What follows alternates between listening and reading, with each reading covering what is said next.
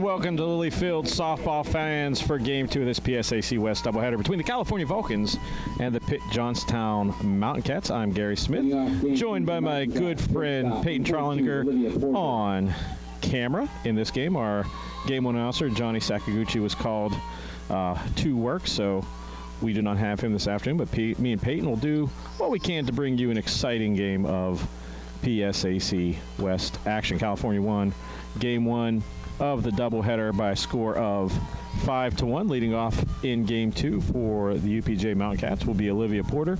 Shortstop, she started Game 1, and whenever I show the graphics, it'll look very familiar. In the circle for the Vulcans is Kelsey Barron. Her second pitch misses outside ball 2, so she falls behind 2-0. Beautiful afternoon for softball here at Lilyfield, as I think we're finally starting to use this phrase, spring has sprung, and ball 3 has sprung right there for Kelsey Barron, the junior, coming into this game with a 2.05 ERA, 5-1 record. She has appeared in 8 games, starting 5 for the Vulcans. We saw Coach Bertinoli use 2 pitchers in Game 1. 3-0 pitch to leadoff batter. First strike of the ball game, strike 1. So Barron kind of gets a little bit of momentum on her side there with that beautiful off-speed pitch catching the outside part of the plate. 3-1 pitch inside. Nice pitch on the inside part of the plate. So Kelsey Barron fighting her way off the ropes. She's behind 3-0. Now she brings it up to a full count. The bats for UPJ in Game 1 of the doubleheader were very, very quiet. Didn't really, as there's a hot shot to third base, picked clean and thrown out. Great play on the hot corner for the Vulcans by Brittany Wilson. You see her right there. Stayed down on that ball and got it over to first base for the first out. And that'll bring up Taylor Mendocino, as we're going to look at the starting lineups real quickly for the Mountain Cats. See Porter, Mendocino, Stubblefield, Santillo, Radvan, Walling, Ginther, Bagliavani, Maddie Flowers, and on the bump will be Ashley Pagliai. So the umpire saying something over to the dugout as first pitch misses for a ball.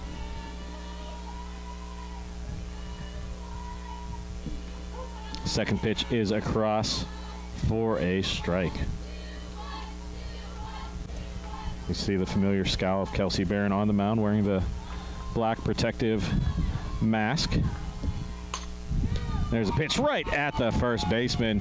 Great reaction over there at first base was Paige Wilson, and quickly the Mountain Cats are down to their final out in the top of the first. 9, Jade Stubblefield. And that'll bring up the number 3 batter for the Mountain Cats, number 9, Jade Stubblefield. And if you're giving out gold stars for the game, she probably would have earned the one for the Mountain Cats. Scored the only run, reached base 3 times, once by way of a hit batsman, and then 2 base hits. So 2 people were hit in the first game of the doubleheader. Stubblefield and our camera operator, Peyton Trollinger. So there's the pitch missing low and in the dirt, ball 1.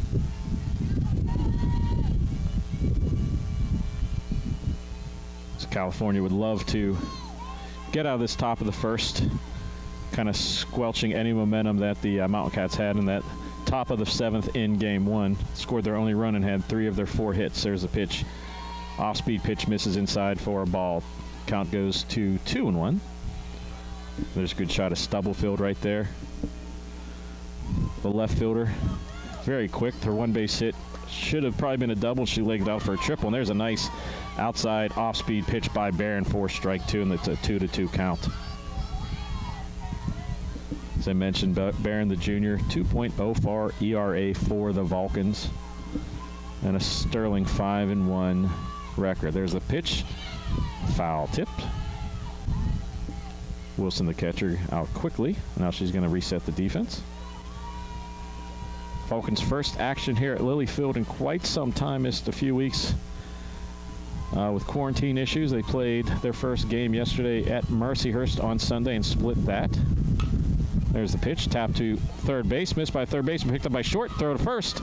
Will not be in time to catch the speedy Stubblefield. So slow roller, seeing eye base hit for the UPJ 3-hitter, and that'll bring up the cleanup hitter for the Mountain Cats, number 23, the catcher, Carly Santillo. Carly Santillo. And Santillo didn't do much of note in game one, but she had a few healthy cuts. First pitch is high, ball one. A lot of noise coming from the UPJ dugout in the third base line.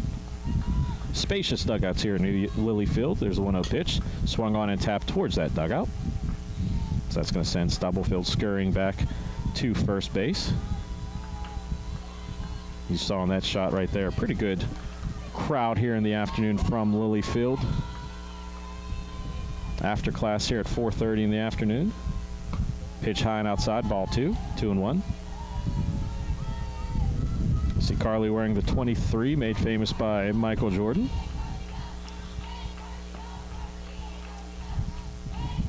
Two-one pitch for Barron, wind up, moves outside, ball 3. So early on this game, Barron digging himself a little bit of a hole, as pitched into a couple pitchers or hitters counts here in the top of the first. Here's the pitch, nice changeup, evens the count to 3-2. So scoreboard's a little bit behind, but is in fact 3-2. Barron looking to get out of the inning. And there's a foul ball.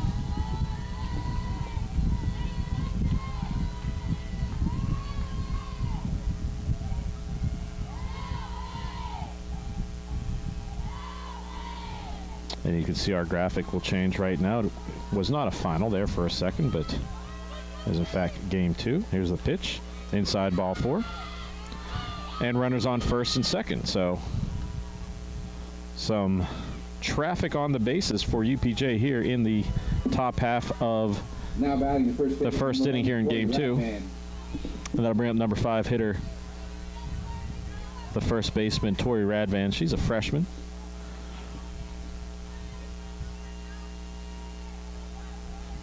Well, there's going to be a lot of familiar names on this UPJ team, a lot of WPIL players, as Barron's first pitch rolls up for a ball. So Kelsey has fallen behind 3 of the first 5 batters she has faced here in the nightcap, or the afternoon cap as it were. 1-0 pitch now, as you see the third baseman scurry off in the dirt, and that's going to be an advance as it just squirts away. So that'll put runners in scoring position now, second and third, and a hitter's count at 2-0. Looked like Brooke Wilson had a beat on it, just kind of squirted out of her glove. And also like to apologize, you can see on our screen the high shot there. You can only see 3/4 of the field, but due to restrictions, there's a pitch high and inside for ball 3.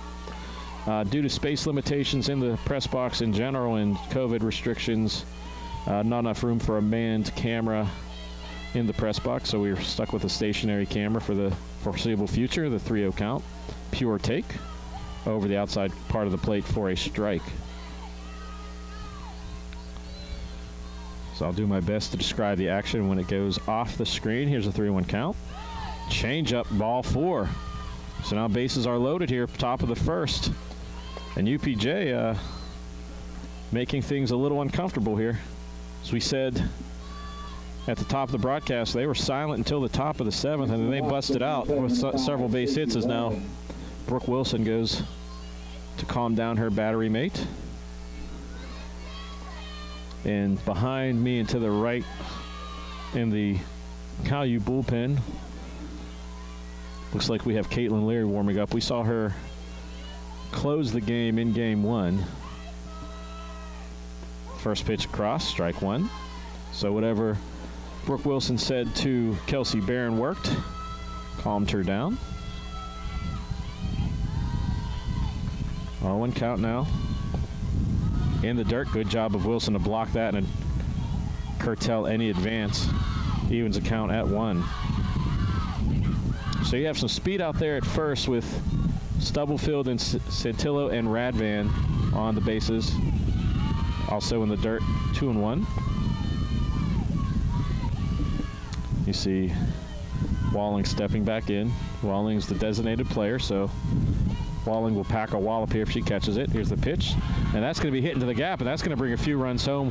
1 run comes in, swinging around the horn. 2 runs come in, and now a 3rd run comes in. So a bases clearing 3-run double for Stacy Walling, and just like that, UPJ jumps out to a 3-0 lead, and Coach Bertinoli quickly out of the dugout, and I believe he's going to make a pitching change, and he will. As coming into the game will be number 15, Caitlin Leary. So Barron will not last through the inning. She will get credit for 2/3 of an inning and will have given up 3 runs, and she's responsible for the runner at second base. So if you're a UPJ fan, that's exactly what you want to see. They kept their bats hot.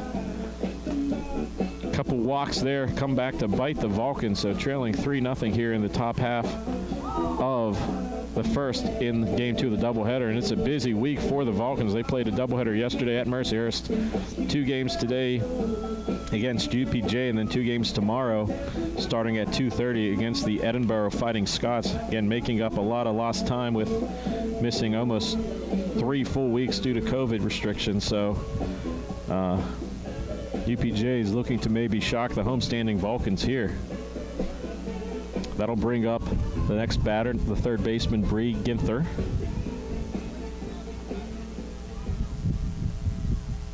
Ginther is a senior for the Mountain Cats. Now batting 3rd baseman number 2, Bree Ginther.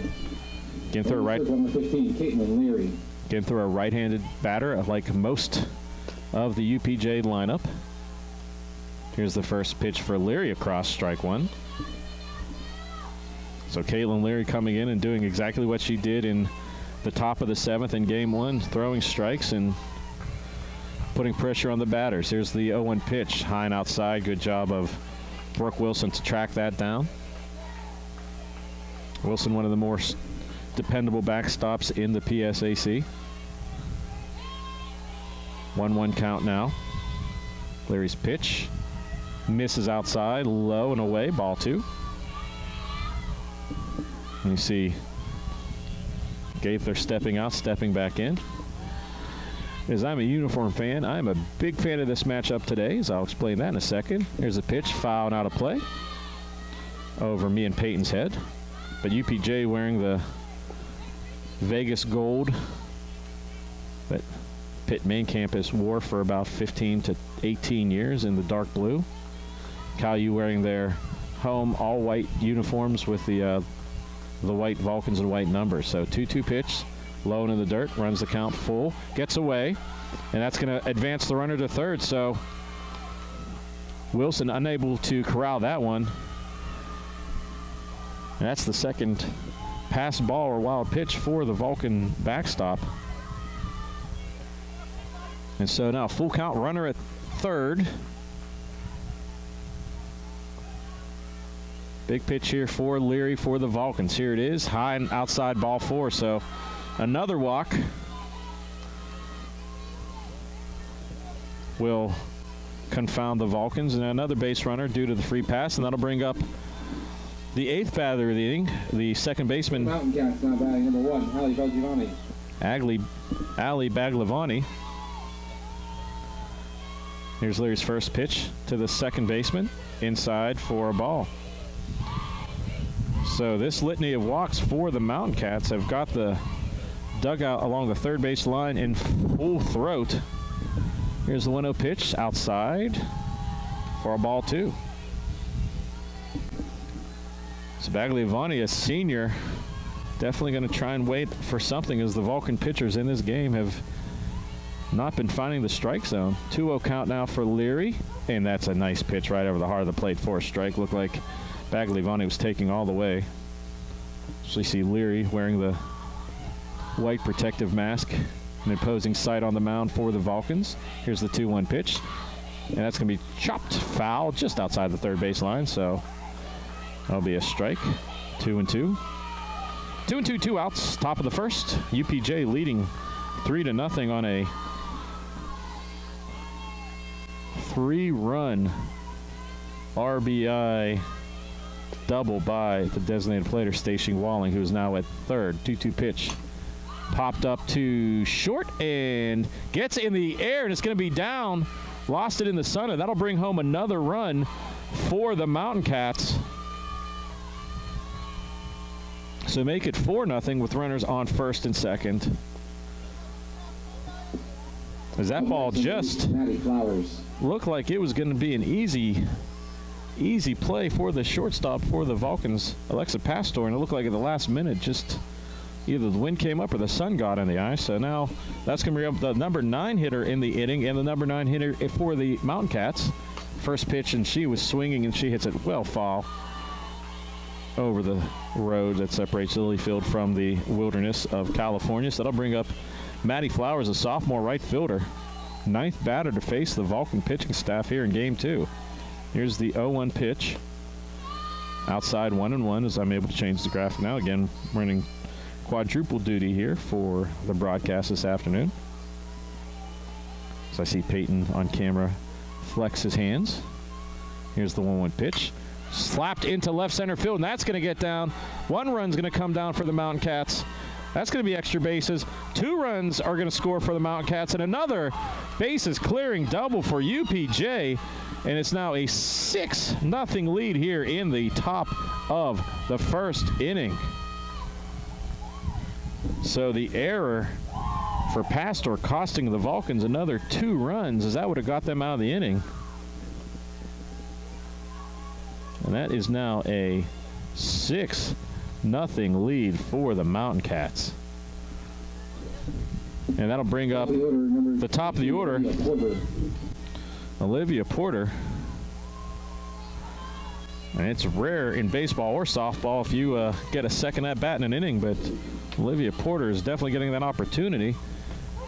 And there's a strike, so Porter will get 2 at-bats here in the first inning and facing 2 different pitchers as she faced the starter, Kelsey Baring, who the book is now closed on her, as all the batters she has faced are accounted for. 0-1 pitch. And that's going to be hit high into left field. Going back on it and camping under it and making the catch will be the left fielder for the Vulcans, Jordan Canary, but not before 10 runners come across, and UPJ shocking California here in the top of the first and lead 6-0. Now while we have a chance, we're going to take a look at the starting lineup for Coach Bertinoli here in game 2, and there's already going to be one change that I'm going to have to announce to everybody, and they've known. So you see Brooke Wilson, Shalina Jaquay, Paige Wilson at first, Charity Henderson, the right fielder and the cleanup hitter for the Vulcans, then Brittany Wilson, Shayna Posler, Jordan Paneri, Mackenzie Carson, and Alexa Pastor, who is probably going to be on the short list of candidates for some postseason accolades here. And also Jordan Paneri, a freshman who has acquitted herself quite well here in the 2021 season. You see Kelsey Barron listed as the pitcher. She was chased after 2/3. You can mark number 15, Caitlin Leary, in on the hill for the Vulcans. Now pitching for the UPJ Mountain Cats will be number 25, junior pitcher Ashley Pagliai, and she is 1-7 on the season. So the bad news is the California Vulcans gave up 6. The good news is they're facing a pitcher who is 1-7 and a fairly high ERA. I don't have the number right in front of me, but I do know with the 1-7 ERA, there's a good chance that or 1-7 record, there's a good chance that ERA is going to be a little more hefty. That'll bring up the California Vulcans leadoff hitter in the bottom half of the first, catcher Brooke Wilson. Wilson will step up, and you would like to see California chip into that 6-0 deficit. Plenty of time, with just in the bottom of the first, scheduled for 7 here in game 2, as all doubleheaders are. And I'll explain that now, because I was supposed to explain that to Peyton in the break and didn't get a chance to, as the first pitch set for a strike. In order to get the numbers of games in, you got to play a lot of doubleheaders here, all 7 innings. Pagley on the mound, right-hander for the Mountain Cats. Ball. So 1-1. So Wilson waiting out that rise ball. Pagliai wearing a very reflective earring in her right ear, so not sure if the umpire is going to say anything, because usually they see that and say that has to come out, but we'll see what happens. But tagline imposing presence, black glove, not going with the mask, going with the shades. So the 2-1 count, high and outside, ball 3. So must be something to the way Ron and Tony, the ground crew, painted the circle this second game, is neither pitcher seems to be able to find the strike zone. Any of the 3 pitchers. There have been a lot of balls here in the game too. Here's the pitch. Catches the outside corner for a strike, full count. That was a good pitch. Waist high and just on the paint. So full count now. Pagliai looking down at her wristband, getting the call from the dugout. Here's the full count. Payoff pitch. Strike 3. Froze. Wilson trying to buy it. Gets out of there quick, but that'll be the first out of the inning. As that pitch from Pagliai was about the same pitch as the previous one, just on the inside part, but good freeze pitch, and that'll bring up second baseman for the Vulcans, left-handed batter Selena Jaquay. She is a freshman coming into this game, batting 148, has started all 19 games for the Vulcans, and has seen the first pitch go across for a strike. But Jaquay has some speed. You'll see her get out of that batter's box very quickly, looking to put the ball on the ground and make UPJ make a play. Here's the pitch, slapped into left field, and that is going to get down. Shalene Jaquay with the first hit for the Vulcans, and she's going to go to second base. There's the throw, and she's in there, and just what I said, she has some wheels to go with her toolbox of skills, and that'll be a one-out double for the Vulcans. So, and that'll bring up the number 3 hitter for the Vulcans, Paige Wilson. Wilson coming into the game, hitting .411. She has driven in a team-leading 21 runs. So, definitely a player you want to see in the batter's box for the Vulcans. Now, a little bit of delay. It looks like the shortstop is going to have to tie her shoes. She went for a little bit of a dive on that flare by Jaquay. Here's the first pitch. Slapped into right field. That is hit deep. That is going back to the wall and is caught. And taking second base, or tagging from second to third, will be Selena Jaquay. And that'll be the second out. But that was a well-hit ball by Paige Wilson. I thought it might have had the distance, but it dies at the wall, and it'll be 2 outs. And I'll bring up the cleanup hitter for the Vulcans, Charity Henderson. And she leads the Vulcans in home runs with 3. So the freshman right fielder made an outstanding play in right field in game 1. And she hits one to center field, back to the wall, going back. That gets over the head, and that'll be extra bases for Charity Henderson. So the Vulcans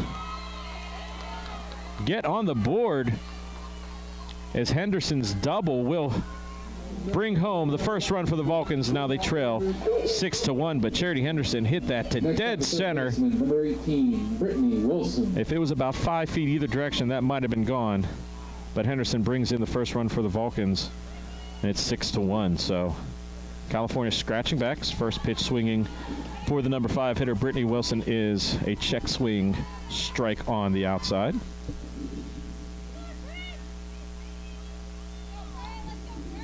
Oh, 1 pitch on tap for the pitcher, Pagliai.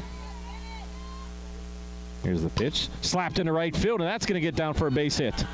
Henderson rounding third. Here's the throw to the plate, the slide, and she is safe. So Charity Henderson will come around to score. Now it's 6-2 off of the single for Brittany Wilson. Number 31, Shayna Posler. And that'll bring up the designated player in today's game, Shayna Posler.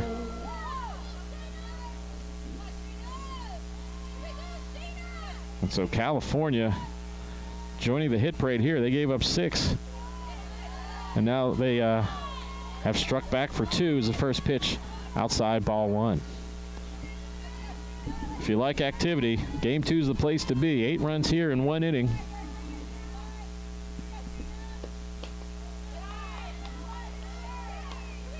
The second pitch is a ball. And if you hear me silent for a few seconds, that's because I'm trying to keep track of the scoreboard you see on the screen, and also write down some notes for whenever I cut highlights here in about an hour and a half with a Big Mac next to me. There's a foul ball. And I thought it hit the screen, but I think it made it over the screen past Ron Skater here, parked right behind me, so that'll even the count, or make the count 2-1. Runner on first is Brittany Wilson. Here's the pitch. Inside for a strike. Good pitch. Inside corner has been there for both pitchers, all three pitchers in this game. As that evens the count at 2. 2 outs. 2 balls, 2 strikes, 2 runs for the Vulcans. You think if something gets in the gap, that could bring home another run. There's a shot to center field. Left center fielder gets down. Good job by the left fielder. Stubblefield cutting it off before it got to the gap, but California keeps this inning alive with a base hit by the designated player, Shane Apostle. I'll bring up the number 7 batter in the inning. Number 17, Jordan Canary. And I'll bring up left fielder Jordan Canary, left-handed batter for the Vulcans. She's going to try and keep this hit parade going for the Vulcans. And Pagliai struggling a little bit on the mound as there's another ball wide. So far, combined 17 batters between the two teams have come to the plate here in an explosive top of the first. Here's the 1-0 count. Low and away, ball 2. And that has gotten the volume up a little louder in the Vulcan dugout to our first base side. You think this could be one of those offensive games here in game 2. 2-0 pitch now. Outside ball 3. So Pagliai working very carefully to the left fielder for the Vulcans, Canary. Canary coming into this game batting .255. She has driven in 9 runs. Hitters count here 3-0. Pure take catches the outside corner for a strike. Still a hitter's count. Good pitch there by Pagliai. Tempting fate that Canary was going to have the take on. So the 3-1 count, 2 runners on for the Vulcans. Here's the pitch. Outside ball 4. So load them up for the Vulcans, and that'll bring up the next batter for the Vulcan, center fielder Mackenzie Carson. Bases are loaded, and now center fielder number 3, Mackenzie Carson. The catcher for the Mountain Cats, Carly Centilla, will go out and talk to her battery mate Pagliai. Mackenzie Carson on the season, .333 average. She's started 3 games. She's appeared in 10. She's driven in 1 run. And her teammates would like nothing more than to add a 2 or 3 to that number. Here's the first pitch. Outside ball 1. I think it was over plate, but just a little too high. Carson now stepping back in open stance. Pagliai looks in. Here's the pitch. Catches the outside corner for a strike, evens the count at 1. Good pitch by Pagliai. Pagliai working a little bit more deliberately here, trying to slow the momentum down of the Vulcans. Looking back in, getting her call from the coaching staff. Here's the pitch. Outside ball 2. 2-1 the count. I tell you what, Carson will not say no to a RBI by way of a bases loaded walk. California would love to chip in at least 1 more here with bases loaded into that 6-run deficit they started with. It's now a 4-run deficit. Here's the pitch. High and outside ball 3. So 3-1's the count. Mackenzie Carson doing a good job of working this count for the Vulcans. And there's a lot of speed on the base pass for Collier. Here's the pitch. Pure take outside. Full count now. So you better believe if there's some contact, runners are going to be going, because they don't have to really worry about being picked off, or doubled off rather, if it's hit it right at somebody. Here's the full count offering. Slapped into the fence. Out of play, so we're going to reset. Exciting start to game 2 here at Lilly Field. 8 runs combined on a combined 7 hits and 2 errors. I don't have the walk totals in front of me, but both teams have walked a few here. Here's the payoff pitch. Swing and a miss. Good pitch there by Paglia to get UPJ out of this inning, but the Vulcans cut into that deficit by 2, so it's 6-2 after 1, and we're going to keep it here because it is a very quick turnaround here between innings. Not a lot of pitches thrown, so we're going to take a look at the tell of the tape, and these are numbers before game 1, just not enough time between games to update all the graphics. So as you see, California has the edge in average. UPJ has a lot more hits, but that's because they've played a lot more games. California, as we've mentioned a few times, and Johnny mentioned in game 1, first game in about first sets of game were yesterday in about 3 weeks after some COVID restrictions. 138 in the runs column for UPJ, 110 for Cal.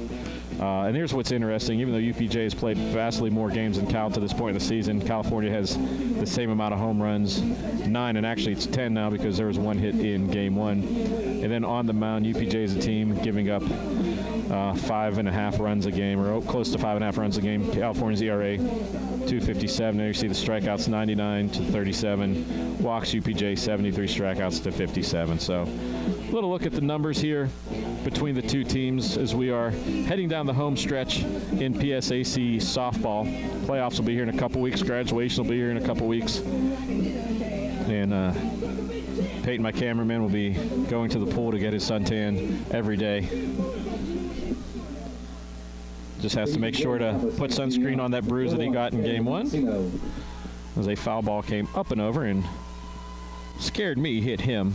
Johnny didn't move. So here's Mendocino up, leadoff hitter for the Mountain Cats. First pitch from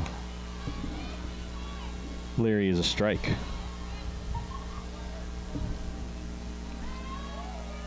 So Mendocino now stepping back in. Leary's pitch took something off of it, misses outside for a ball. Evens the count at 1. Mendocino wearing 21. If you've been playing the show, everyone has been getting a free 21 in the form of a Roberto Clemente veteran card. Here's the 1-1 pitch. Check swing held up. Ball too far outside. Ball 2. Caitlin Leary, the freshman right-handed pitcher, coming in relief of the starter Kelsey Barron, who went 2/3 of an inning. Here's the pitch. Low, good frame job, but just a little too low. And a 3-1 count, so the control issues for both teams have continued here into the second inning. So the 3-1 pitch, hitter's count. Nice pitch. I have to think Mendocino was taking all the way, as that was a juicy pitch right over the heart of the plate. And now a full count for the UPJ center fielder. Here's the payoff pitch. Slap to second base. Jaquay comes up, fields it, and 1 out. Good job by Selena Jaquay to field the short hop, and it'll be the first out of the top of the second inning. So that'll bring up the number 3 hitter for the Mount Cats, Stubblefield, who has been a thorn in the side of UPJ here in this doubleheader. Has had a couple base hits, couple runs, and has been the catalyst for the offense for the Mountain Cats. Her second at bat of the ball game. Ball inside. Moves Stubblefield off the plate just a little bit. Stubblefield is a senior for UPJ, so playing out the end of her career here for the Mountain Cats. Second pitch is outside, but just catches the corner for a strike. Good pitch there by Leary. See a nice pullback shot, just kind of see what the batters are seeing here. Leary's 1-1 pitch. Nice pitch over the outside part of the plate for a strike, 1-2. And for one of the few times in the game a pitcher has been ahead of the count. Seems like both pitching staffs in game 2 have been working from behind the proverbial 8 ball. Stubblefield 1-2, waits the pitch, and that's backed off. Stubblefield might have bought a call there, as that pitch looked like it caught a lot of the plate, but her body language was moving away, so evens the count at 2. Here's the 2-2 offering, and that's going to be fouled out of play over the UPJ dugout. And again, that missed the fence. And if you haven't been to Newlity Field, Can pretty much call it Fence City, as there's a giant fence in front of the third base auxiliary press area, a fence on the auxiliary press area, 40-foot backstop, and then another fence in front of both dugouts, and still balls are getting through, so you got to love that. As there's a strikeout. Leary with a nice little changeup, and that's the second out of the inning. Good pitch right there by Caitlin Leary for the second out of the inning. 23, Carly Santillo. And that'll bring up the catcher Carly Santillo for her second at-bat in the ball game. First pitch popped up, and no drama there, as that'll be taken by the Cal U first baseman Paige Wilson. So 3 up, 3 down for the Mountain Cats, and that'll move us here to the bottom half of the second inning with the score UPJ 6, California 2. Now let's take a look at the team leaders before the game for your California Vulcans. See on the offense side, Paige Wilson leading an average with a .426 clip. She leads in hits. Henderson had led in home runs with 3. I'm not sure with the home run earlier in the game if that would have tied her, but Henderson coming into game 1's action with 3, and Wilson with a 21 RBI total will lead the Vulcans. On the mound for the Vulcans, Kelsey Barron leads the pitching staff with 2.04 ERA. Also leads the team with 5 wins. Ellie Lobdell, who we did not see today, might see her. Actually, we might have seen her today. It's been a long day, and I was not announcing game when I was directing. She had 49 strikeouts coming into the game, and Ellie Lobdell had 44.0 innings pitched. So that is a little snapshot of who is leading the Vulcans for longtime head coach Rick Bertinoli, who is standing at his familiar spot in the third base coaching box for the Cal U Vulcans. Coach Bertinoli has led 2 teams to the ultimate pinnacle in D2 softball national titles in '97 and 1998. Has also coached a number of Olympians and the dean of softball pitchers here in the PSAC and possibly in the country. So as we move to the bottom of the second, that'll bring up the number 9 hitter for the Vulcans. Shortstop, number 22, Alexa. That'll be Alexa Pastor. She's a senior, batting .314 for the Vulcans, and started all 19 games that she's appeared in. Has 9 RBIs and is slugging a respectable .371 for the Vulcans. So see if the California Vulcans can continue to cut into that 4-run deficit here in the bottom of the second. First pitch, check swing, strike on the outside. So Ashley Pagliai, the pitcher, getting ahead of Pastor. Here's the 0-1 pitch. Swung on and popped foul. It's not going to be an easy play, and it will be a catch by the first baseman for the Mountain Cats. Coming back onto your screen, as she made a great play over there. Tori Radvan, again, pitcher, number 16, off our screen because due to the press box being very small for the media needs, and also due to code restrictions, cannot have a camera person working it. So just some of the limitations. Here's the first pitch to the leadoff hitter for the Vulcans. Brooke Wilson is outside for a ball. So Wilson stepping back in, looking to turn the lineup over, and she slaps the second pitch she sees foul out of play, so evens the count at 1. Wilson, the senior, coming into today's action, or today's second game, batting .323, and she has started all 19 games for the Vulcans, has driven in 9 runs, 1 home run, 20 hits, so good leadoff hitter for the Vulcans. Slugging percentage of .452. Pitch slapped into right field, coming on as the right fielder, and she will come in and make a catch, and that'll be the second out of the inning. And it looked like the right fielder there, Maddie Flowers, had a little bit of trouble with that ball. Looked like it kind of tailed off at the very end, but she did a good job of getting that leather to the lever, and that'll leather to the leather, not leather, lever. So that'll bring up the second baseman, second batter in the order, third batter of the inning for the Vulcans, Shalina Jaquay, the freshman second baseman. And that pitch is ahead for a strike. See Jaquay, the speedy second baseman for the Vulcans. Scored a run in the first inning off of a double. Here's the second pitch. Taken outside for strike 2. So that little bit of time in the dugout for Paglia and the UPJ Mountain Cats has done her well as she has settled down here in the the bottom of the second inning. 0-2 pitch now. Slapped to the shortstop. It's going to be a tough play. Throw over. And she is safe. So Jelena Jaquay using those wheels to leg out an infield single, and the inning stays alive for the Vulcans.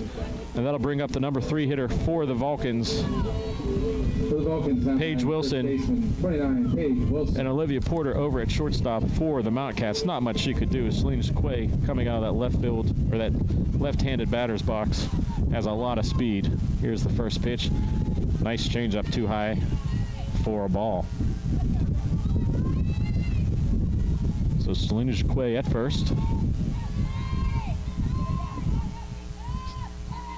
See if she can be brought home. Here's the pitch. Popped foul, out of play. A no doubt. And that'll even the count at 1 apiece. Paige Wilson, the first baseman, batting .411 coming into this game. Has started all 19 games. Would love to get something in the sweet spot here and drive it. Here's the pitch. Slapped into right center field, and that's going to get down. Jaquay's going to go to third. The throw over to third will be late, so runners at the corner, gets away, and Jaquay's going to break for home. Now she's caught in a rundown. Throw to third. That's going to be in left field, and Jelena Jaquay will get home for the Vulcans. So a little bit of excitement on the base paths, and the California Vulcans have trimmed that lead by 1 more, 6-3, on an RBI single by Paige Wilson, who now stands at second after the throwing choice and error. The Vulcans now trail by 3. So again, if you have not seen softball in a while, this is an exciting game to watch, as 9 runs have been scored in the first 2 innings. That brings up the Vulcan cleanup hitter in the form of Charity Henderson. So a little pause as I write down the scoring so I can cut that highlight later.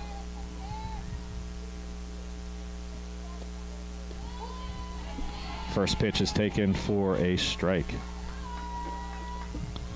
So Henderson at the plate. Paige Wilson at second. Outfield playing pretty much straight up to the power hitting Henderson. Here's the 0-1 pitch. Swung on, it's going to be hit, little blooper into left center, and it's going to be off the shortstop's glove. Coming around to score will be the California Vulcans, Paige Wilson, and just like that, California gets to within 2 on a little bloop. Not sure if that's going to be ruled a hit or an error, as that was going to be a tough play. But now it is 6-4, and don't look now, but the Vulcans are heating up. Now batting number 18, Brittany Wilson. And that'll bring up Brittany Wilson now for the Vulcans.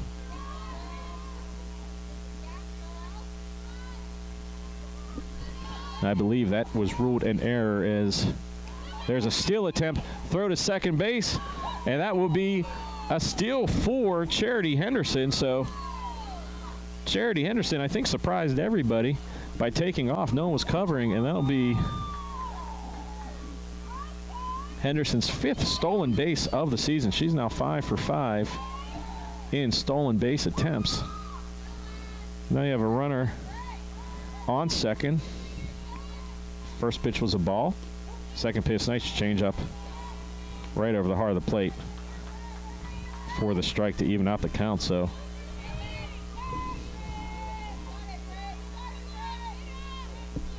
the 1-1 count to Brittany Wilson. Little shot. That's going to get down. That's going to be a play that is unable to be made. Throw to the plate. Not in time, and the Vulcans now have cut it to within 1. A little bloop single, and Charity Henderson motoring around and scoring for the Vulcans. So as we see her go into the dugout, she was not stopping as soon as that ball was hit. A little 48-foot bloop single, and the Vulcans now trail by 1. And they're going to make it hard on me for cutting highlights in the 2-minute and 20-second allotment for Twitter, as there's been 11 runs scored combined between the 2 teams. And that'll bring up designated player Shayna Posler for the Vulcans. So It's not often you see the number 6 hitter in a lineup batting for the second time in the second inning, but both teams have had an inning. UPJ in the first scoring 6, now the Vulcans scoring 3 after scoring 2 in the first. So here's the pitch, swung unfouled out of play. Out onto the road, and about 20 years ago that would have hit the second floor of the barn here that used to be on the property. It probably would have chased out about 20 birds that used to live in that property. So here's the pitch, outside, ball 2. 2-1's the count. And after 2 quick outs here in the bottom half of the second, the Vulcans have struck for 3 runs in a variety of ways. Hard hit balls, soft hit balls, run downs. Here's the pitch. That's a shot into the gap, left center field, back to the wall, and just in front of the wall, the catch is made by Taylor Mendocino. And only a great play kept the Vulcans from tying the game here. 1 error and 1 left on base. But California now trail by 1 as we are going to move into the top of the third. And with that, we are going to take a look at the team leaders for the Mountain Cats. We saw the team leaders for the Vulcans in the last inning break. So coming into this game, coming into this doubleheader rather, Porter led in RBIs, average hits and RBIs. As again, I'm trying to do 3 different things here and only looking back at the screen. 2 players, 2 home runs were shared by 4 players on the offensive side for EPJ. And Heilman, who we saw in game 1 for the Mountain Cats, 3.26 ERA. Kofe, who we did not see today yet, I'm not sure if we will see her, leads the team in wins with 4 and strikeouts 31. And Paglia, the pitcher in game 2, leads the team with 55 innings pitched. First baseman, number 11, Tori Radvan. So an exciting 2 innings full here from Lily Field, and that'll bring up the next batter for the Mountain Cats, Tori Radvan, the first baseman. She will step in to face the reliever, Caitlin Leary, now in her 3rd inning of work for the Vulcans. As she came in, as there's the first pitch, she came in with 2 outs in the first inning. 0-1 pitch now. High outside, ball 1.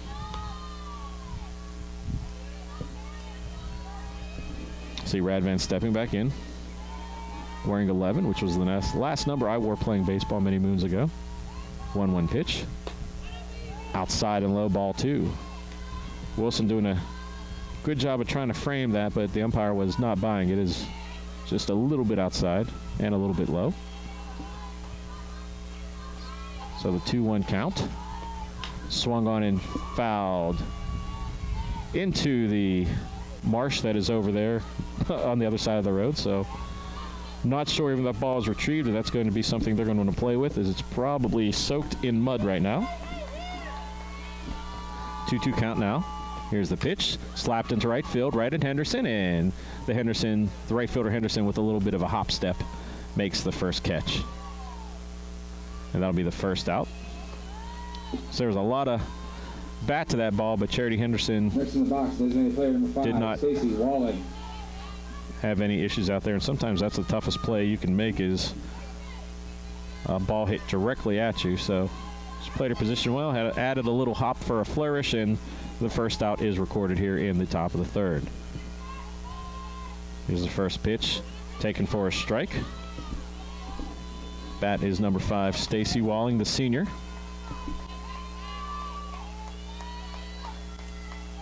Walling stepping back in. 0-1 pitch. High and inside for a ball. Walling, designated player, as we said, her first time at bat. She, when she swings that, she's not leaving anything behind. Mighty cut for the number 5.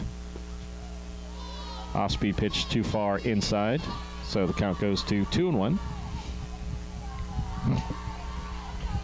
One of the things with Division II softball and baseball, for that matter, 2 umpires and they switch, so the strike zones are going to be a little bit different between the umpires. So game 2, usually a little bit of feeling out process.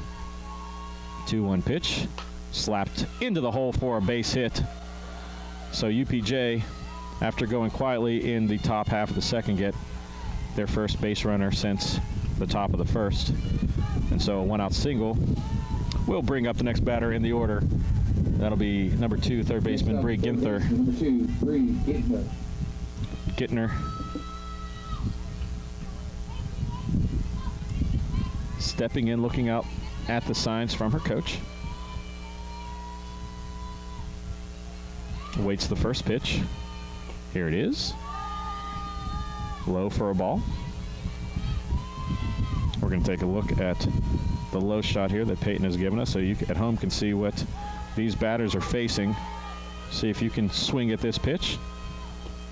And that's going to be slapped foul, but you can just see from that angle how quick it comes in. I believe we determined that the mound is 43, 45, or 48 feet. That was a discussion earlier.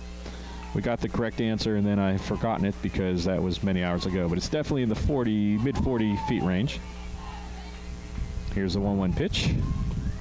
There's a shot down the third baseline. That's going to be just foul. And that runs the count to 1-2. And again, probably wondering why that camera didn't pan. We are limited in space and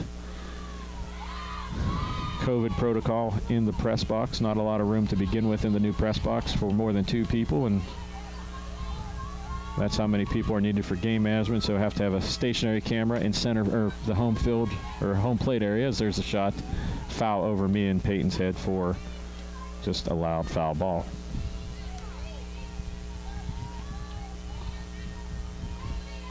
So if you're just tuning into this game on YouTube or the PSAC Network, shame on you, because there have been a lot of fireworks here in the first 2 innings. There's the pitch. Behind and getting away and going to second base will be Walling, as that's the 3rd ball we've seen get past Brooke Wilson. That looked like it just went through the 5-hole there and got to the backstop, and Walling goes to third. Now Wilson's going to go out and talk to her battery mate. Not sure if there's some mix-up in the signals or not. As you normally don't see Wilson have 3 pass balls in a week and a half, let alone 3 innings. So just getting settled down as the man in blue is going to go up and break up the little conference. We're going to see both the umpire and Wilson coming back to the home plate area. 2-2 is the count. 1 out here in the top of the 3rd. UPJ struck for 6 runs in the top of the 1st, and California has clawed back with 2 in the 1st and 2 in the 3rd, but UPJ threatening to put another marker up here in the top of the 3rd. Here's the 2-2 pitch now. Slap to first base, throw to second, and they double her off.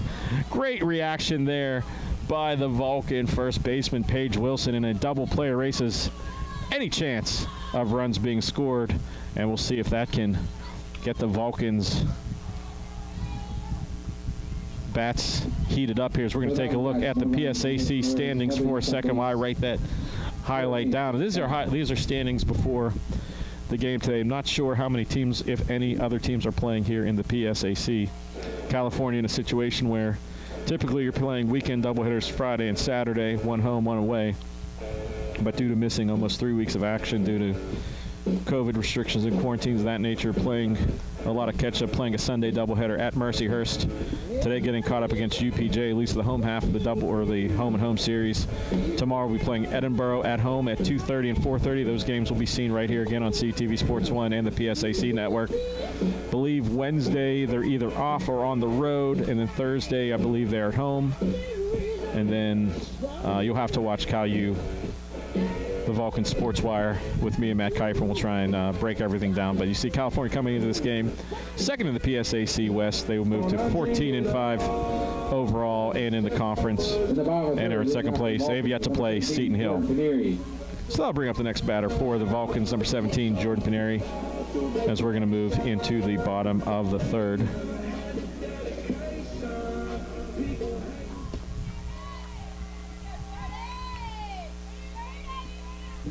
Canary, the left-handed batter for the Vulcans, steps in.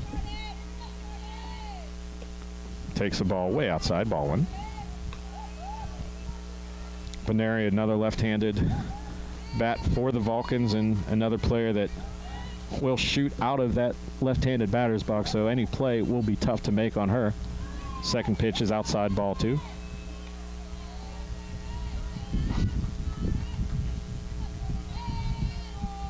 Canary stepping back in. Good left fielder for the Vulcans. Covers a lot of ground out in left field. Here's the pitch. On the corner for a called strike, so count goes to 2-1. See Pagliai resets. See, she's going to look down at her wristband and see what the call is. 2-1 count. On the outside corner again. That's a nice freeze pitch there by Pagliai. And a pitch in a hard spot to hit. I'm not sure if Canary would have caught up to that, if she could have done much, but foul that off. So 2-2 is the count. Slapped into center field.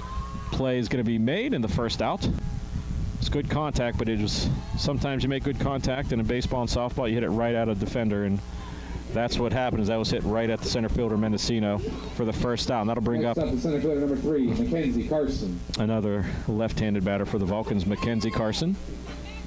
Carson in the number 8 slot here for Cal U here in game 2. Wide stance for Carson. Waits the pitch. Outside, ball 1. And we're going to stay down here for this low shot again. Again, see if you're at home.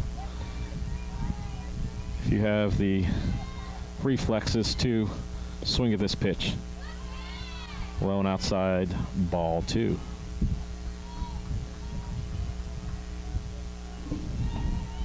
Carson, a sophomore, coming into this game batting .333. Looking to get this offense going here in the bottom of the third. Pitch, slap to shortstop. It's going to be a tough play. High bounce, and that's going to eat up the shortstop, and that'll be a pass to first base for Carson. So with 1 out, Mackenzie Carson gets on base, and the Vulcans are threatening here in the bottom of the third. And that'll bring up the number 9 hitter for the Vulcans, Alexa Pastor. And she's going to go over to talk to Coach Bertinoli. As again, that was a bad hop taken by the shortstop Porter, and I tell you what, had to be a spin thing, because I know that infield is pretty much immaculate by Ron and Tony. They did a good job getting the field ready for game 1 and then working on it in game 2, dragging it. So that ball is hit with some top spin, and even if she fielded it cleanly, I don't know if there was any way of getting Carson at first. So runner at first, 1 out. Pitch, check swing, but doesn't matter, as that was a called strike. Pagliai needs to settle down for UPJ. So you see a good number of fans on the hill in center field and a good number in right field. Here's the 0-1 pitch. And there's a bunt right at the first baseman. There's going to be a tag and no chance it'll play at second. So good smart play there by the first baseman, not forcing anything, took the 1 out. Radvan just charged down, but that does move a very fast runner into scoring position. They'll bring up the top of the order for the Vulcans, number 16, Brooke Wilson. For the Vulcans, next up, catcher, number 16, and Brooke Wilson. And with the speed on second base, does not necessarily need to be anything in the gap, just something past the fielder, and I think that'll bring home Carson, because there's the 0 pitch. There's a shot right at the shortstop. Fielder is going to get right by her, and that's going to bring home the tying run for the Vulcans on a single. And just like that, California erases a 6-0 deficit and ties it up 6-6 here in the bottom of the third. Hard hit ball there by Brooke Wilson. That time looked like the shortstop was anticipating a high hop. Stayed down. And that'll bring up the second baseman, Shalina Jaquet. Easy for me to say. And there's some speed on first, so Jaquet has a chance with taking the first pitch, but Jaquet has a chance to bring home the go-ahead run, so.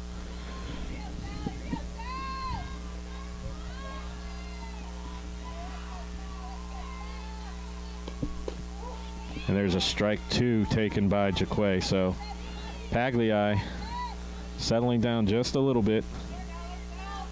She was staked to a 6-run lead, and the Vulcans have chipped away and tied it up in the bottom of the third. 0-2 pitch. 2 outs here in the bottom of the third. And there's a slap shot. Shortstop, and she picks that up cleanly and fights it off. So the Vulcans strike for one, and it's now a new ball game here from Lilyfield. We're back to where we started, 6-6. And during this inning break, we're going to take a chance to look at our CUTV social media information. If you'd like to stay in touch with everything that we do here at CUTV, make sure to subscribe to our YouTube feed, CUTV Sports 1, get notified when games go live or when we upload new programming. New programming each week or every other week includes our hockey show with the gang, as we call them, with forechecking on CUTV. Caton's Corner talk show. Tom Caton will be actually producing his last talk show as he graduates, if I let him, this week, this Thursday from the studio. And then Matt Kiefer, myself, run the Vulcan Sports Wire every Wednesday that gets you caught up. Also go to our Twitter at CUTV_PA, and then California University Television is our Facebook. And also, we have started the CUTV and Friends podcast. That is available on Apple Podcasts and Spotify. And what that is basically our CUTV programming on podcast form. So if you're like Peyton and run 4 or 5 miles a day, you can put the podcast on and listen to CUTV programming. You can find out everything about the NHL from the gang at forechecking, everything about Vulcan athletics from the Sports Wire, and everything in the world of entertainment and fun with Caton's Corner. You don't even have to be watching. You can just listen to it on Apple Podcast or Spotify. So that'll bring up the top of the fourth. And at bat for UPJ, in the fourth, leading off for UPJ, second base will be number 1, Ali Belgivani. Easy for me to say again. Me and Matt Kiefer went over that name 5 or 6 times. Belgivani. Although I think I'm missing a syllable there, so my apologies. Because in my head I can see the correct pronunciation, Bagliavani. But my tongue has trouble with those 3 syllables. So Ali, the senior, second baseman, ahead 1-0. Second pitch inside for a strike. That was a good pitch by Leary. Saw that was going to be a strike about halfway to home plate, as that was going to cut right over across. We have a perfect location for where to call the action here. Low and behind the home plate. Here's the 1-1 pitch. High and outside, ball 2. So a big inning for the Vulcans and for the Mountain Cats for that matter, as California able to erase a 6-0 deficit, but definitely don't want to give up a go-ahead run here to UPJ. Check swing, but a strike, as that pitch was right underneath the armpits, and nothing Bagliavani could have done with that. If she would have connected with that, she would have had the ringing in her hands. That would have been right off of her fist. So the 2-2 count, fisted off right there. You can see her shaking that off, as that was right on the thumbs there. Nice punch-out pinch there by Caitlin Leary. Here's the 2-2 pitch. Foul tip. Hits the netting and harmlessly falls to the turf.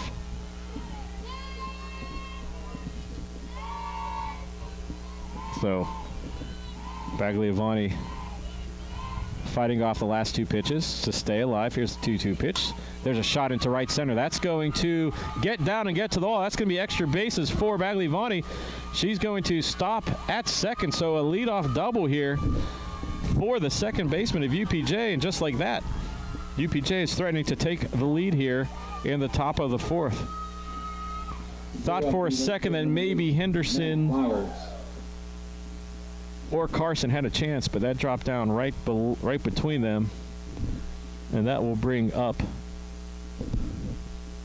Actually, that'll bring up Mackenzie or Maddie Flowers, and I believe we're going to have another pitching change for the Vulcans. They're going to re-enter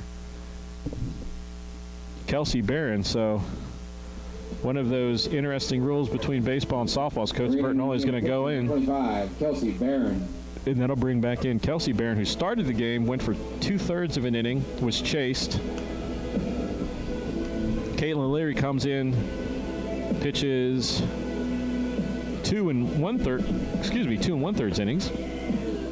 He's got a little case of the hiccups there. And so checking back when will be Kelsey Barron. So again, we've seen a lot of stuff this afternoon. Both teams pretty much, well, UPJ batting around, Cal U practically batting around.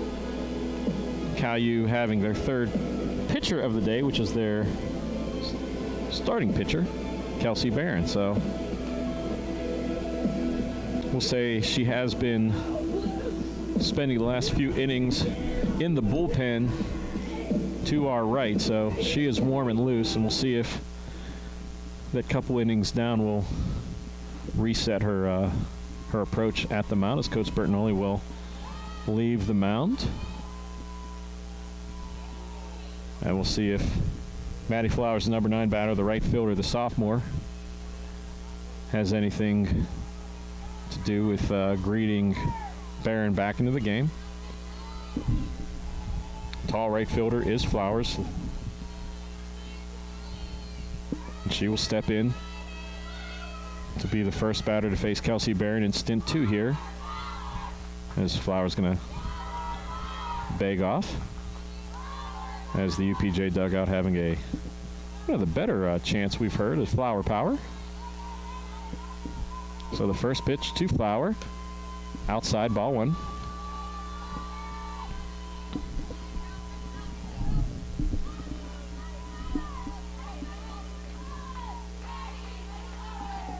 One-0 pitch now for Barron. Here it is. Brushes Maddie Flowers off the plate. Makes the count 2-0.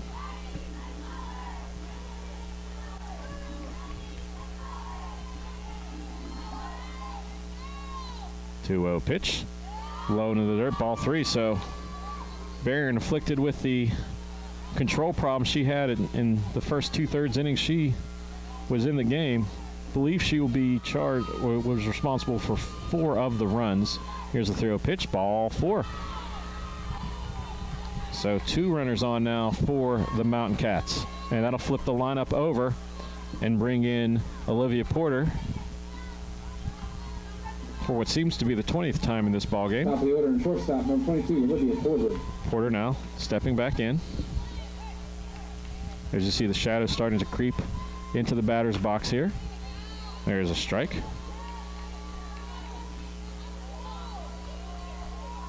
First time we've been up here and really seen the shadows creeping in. First couple times we did games this time, Select California won by mercy rules and was over early. And a nice strike, nice change up there by Barron. 0-2 is the count. And then the last game we did here a few weeks ago before the restrictions and quarantines, it was an overcast day, so there were 0 shadows and a brisk breeze blowing in on our media area. So 0-2 count now. As now the leadoff hitter Porter backs off, the junior. As this game has reached kind of a critical point as we're in the top of the 4th, playing 7. UPJ striking for 6 runs in the first. California fighting back and has tied the game 6-6. A lot of action in this game. Here's the 0-2 pitch, tap to third base. That's going to be a tough play. And the ball gets away, and there's going to be a rundown possibly here. And now it is a rundown. Throw to third. Throw to the plate, slide, tag, and good base running as the runners will move up 90 feet. But as I'm going to reset and kind of explain what happens, it was a slow ground ball to Brittany Wilson at third. She went to tag the bag, but the ball got away from her, and it rolled into the coaching, or the third base coach's box, and she had the runner at third, Bagliavone, out to dry, and a rundown ensued, but Flowers and Porter move up to second and third respectively. So Bagliavone doing what she needed to do in a rundown situation, allowed her teammates to get up to second and third. So an exciting play that amounts to nothing more than a sacrifice, as there's a pitch right over the heart of the plate for a strike. And I can hear Matt Kiefer in the scorer's box relaying the scoring to Geos. There's a shot to the pitcher's mound over to first. A good job by Barron to look back the runner at third. 2 outs now, so that'll bring up number 9 for UPJ, Jade Stubblefield. And as we've mentioned, left field number 9, Jade Stubblefield. In this game, Stubblefield has been the catalyst for the Mountain Cats here in the game. A couple sharp base hits. She reached base in game 1 by being hit by a pitch, and then she scored a run in game 1. So here's the pitch outside. It almost looked like that was a waste pitch as the catcher, Brooke Wilson, was standing up as that ball was thrown. So Bear now bearing down. Here's the pitch. Another one. That could be that they might just be issuing Stubblefield the free pass. We'll see here. Again, Stubblefield has been the most dangerous batter for UPJ in this game. Here's the pitch. Nice changeup. So 2 high ones and followed by a off-speed pitch to catch the inside part of the plate. A little smile you can see behind the mask of Kelsey Barron. Now Coach Bertinoli is going to go back out and talk to his charges. So count is 2-1, runners on second and third. And this is the second time in the inning we've seen Coach Bertinoli come out to the mound, and now the runner on second, Maddie Flowers, will, excuse me, that is not Maddie Flowers. Flowers at third. That's Olivia Porter at first. There's a lot of action here in this ball game.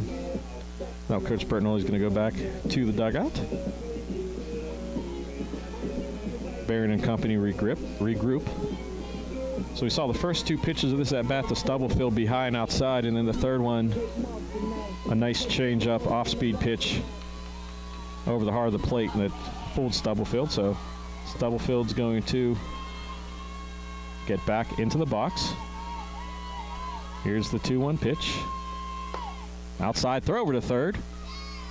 Pickoff play was happening, but nothing doing. Again, that was off our screen because we're not able to have a man camera in the press box, so that's what we're dealing with here. But it was a close play at third. Here's the 3-1 pitch. Nice off-speed pitch with a lot of down movement. Runs the count to full. So Kelsey Barron pulling the string on that one.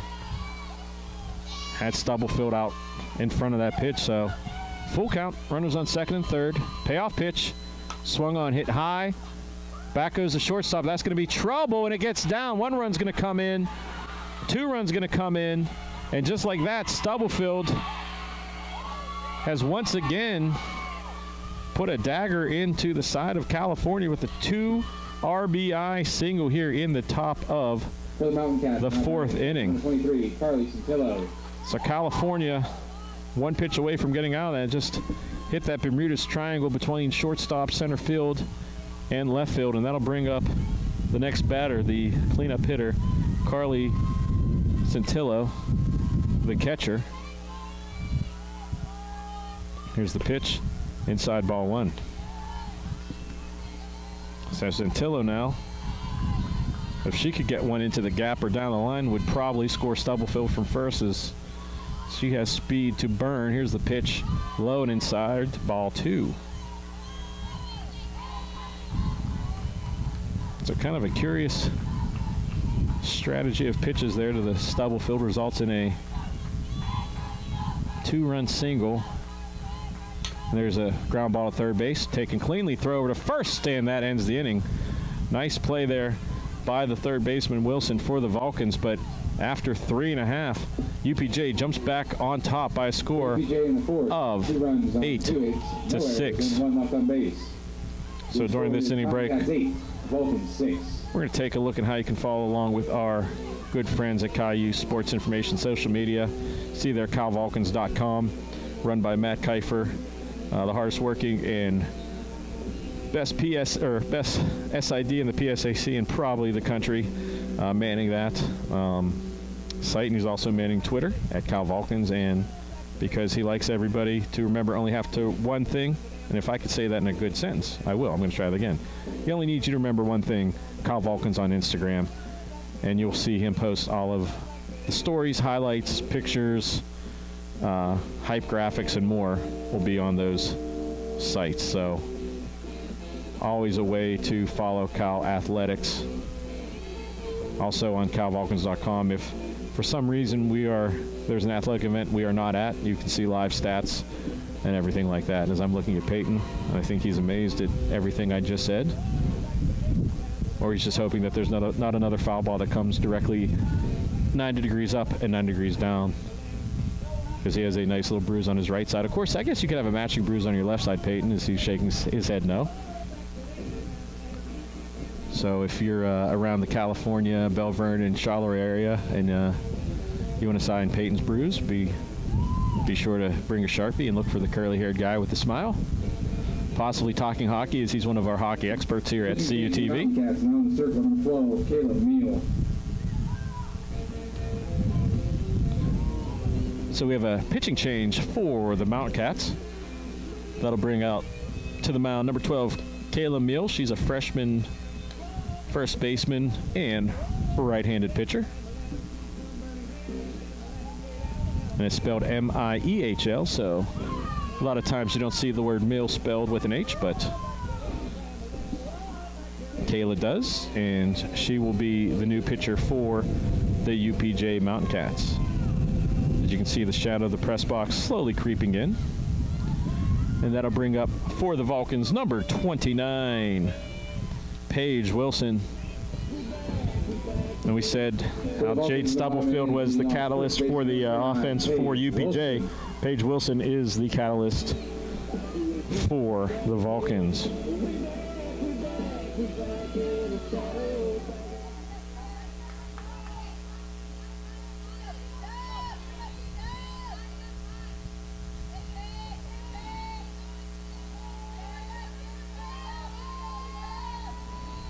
So Mill taking a little bit of time to look in. Here's her first pitch of the ball game. Slapped right at shortstop. Picked cleanly. And there's a nice play by the shortstop for UPJ, Olivia Porter. And I tell you what, if you're a fan of sports, you got to feel good for her, because she was eaten up by a few plays in the bottom half of the third inning.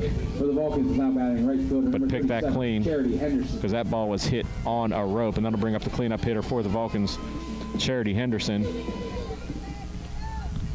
So Mill's first pitch was a sharply hit ball to shortstop.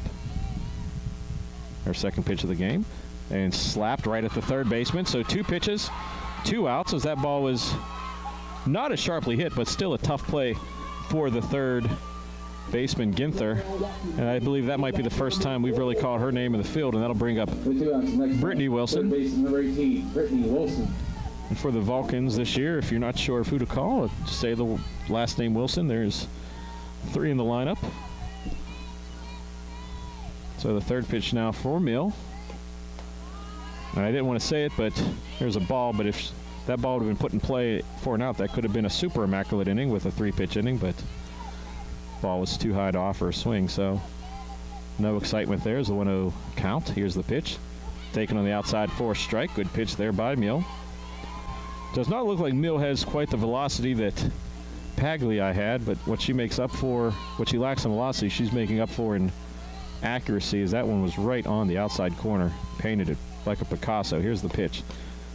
Tapped right in front of the mound. That's going to be a tough play. Taken up by Mill. Mill throw to first. That's a foul ball. Is, I believe, the only person on the field that knew that was a foul ball were the umpires and the first baseman, as everyone was reacting. And the first baseman, I kind of have to chuckle. First baseman for the Wildcats, Radvan, was just waving everybody back. She was waving, don't throw the ball. She was waving, don't run at me. It's a foul ball.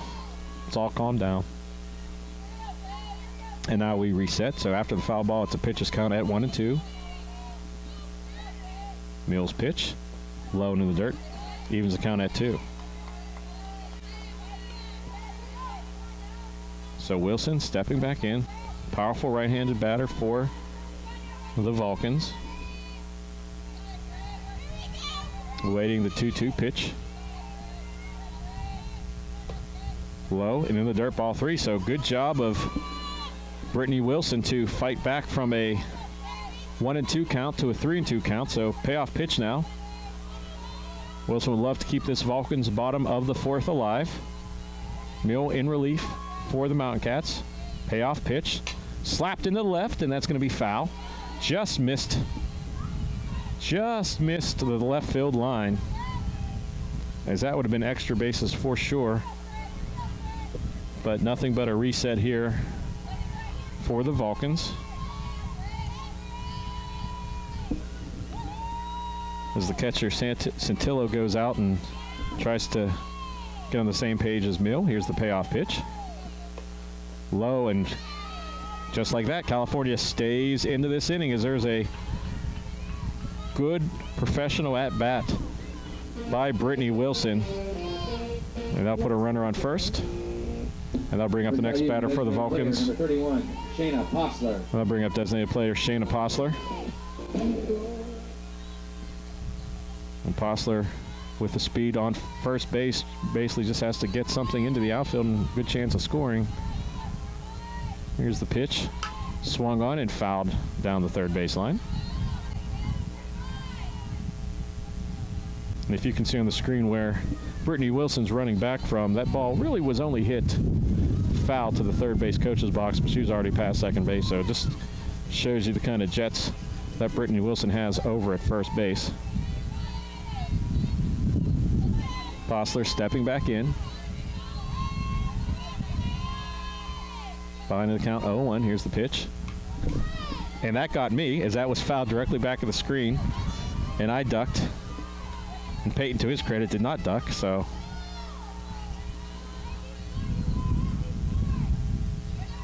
But it is nice to know that my 29-year-old reflexes are still intact. And if you believe I'm 29, Peyton laughed loud enough to hear me. I have to have a talking to the young man later. Here's the pitch.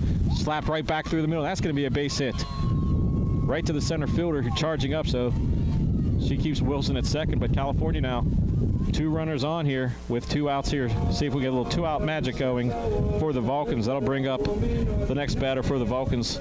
Left fielder and left-handed batter Jordan Canary. Is now, it looks like Coach Bertinoli is going to confer with his coaching staff. Not sure if he's going to go for a pinch runner, pinch hitter, courtesy runner, re-entering.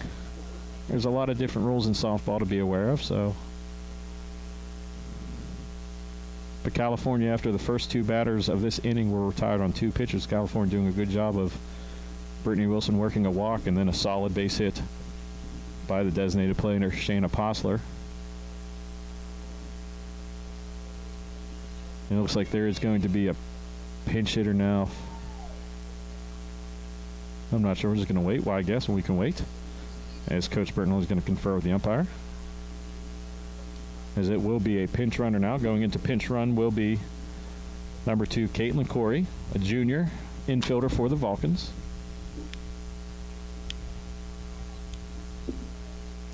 So first base, number 2, Caitlin. So there's a good shot of Caitlin Coral, as it is Coral, as I saw an I, but that paper was a little far away from me. So Caitlin Coral, the junior infielder for the Vulcans. So a lot of speed now on the base paths for the Vulcans. You have Coral at first, and Brittany Wilson at second. So first pitch to Canary is outside corner, called for a strike 1. And this has been a game of twists and turns. A lot of runs scored, and see if California can claw back into this one. Here's the pitch, slapped into left field, and that's going to be caught by the shortstop. And after a tough third inning, Olivia Porter redeems herself with 2 stellar plays in the field and helps UPJ maintain a 2-run lead at 8-6. So after 4 full innings, UPJ runs 6 hits, 3 errors. California 6 run, 10 hits, 1 error. So we're going to take a look at something I talked about in the last half inning, the Vulcan Sports Wire. That's a show that CUTV and Sports Information produce together every Wednesday, myself and Matt Kiefer, right now through the magic of Zoom. And I hate to use the 4-letter Z word to everybody because I'm sure everybody's sick and tired of Zoom after this trying last year. But we get together through Zoom, talk about the past weekend's highlights, scores, standings, players of the week, PSAC players of the week if there are any, and then we look ahead at the schedule. And in the spring semester with weather changes, that schedule is always changing. So make sure to watch for the Vulcan Sports Wire on CUTV Sports 1 and also on the podcasting apps of Apple Pod, and Spotify. As we're waiting for the top half of the inning to play, my cameraman Peyton Trollinger is lip syncing to John Cougar Mellencamp and getting the long curly hair that he has. Leading off for UPJ, the first base. And again, if you need to know who Peyton is, he's one of our best guys. He has a full head of hair and a big smile, so always say hi to him if you see him. So we're here in the top half of the fifth. Kelsey Barron in her second stint on the mound throws her first pitch low for a ball one. As you can see, the shadows creeping in over the batter's box. Not sure if that's going to be an issue with the pitcher or the batter, as the second pitch is ball low. But probably another inning before that fully gets in the way of the catcher or the batter. Here's the pitch, low, ball three to the leadoff hitter for the Mountain Cats. That is Tori Radvan, who was the calmest player on the field a couple minutes ago when there was a foul tip and everybody continued playing, and she calmly said, "No, we're in a foul tip here." Here's the pitch. Pure take for Radvan. Brings the count 2-3-1. Another pitcher warming up in the bullpen for the Vulcans. Here's the pitch. Nice change of pace pitch over the heart of the plate. Froze Radvan. And it looks like warming up in the pen for the Vulcans is Ellie Lobdell. Here's a full count. Swung on foul tip. So not sure if Lobdell is a candidate to pitch in this game or maybe getting some work keeping that arm loose, because better believe she'll probably pitch one of the games tomorrow against Edinburgh. Once again, those games will be live here on CTV Sports 1 and the PSAC Network, 2:30 and then 25 minutes after, as the payoff pitch misses high and outside. A lot of spin on that pitch, but did not move, as that will put next in the box, designated player number 5, Stacy Radvan at first. I'll bring up designated player Stacy Walling. And really the story of this game is free passes have really been hurting the Vulcans, putting runners on base, and then UPJ getting some timely hits. First pitch taken right over the heart of the plate for a strike.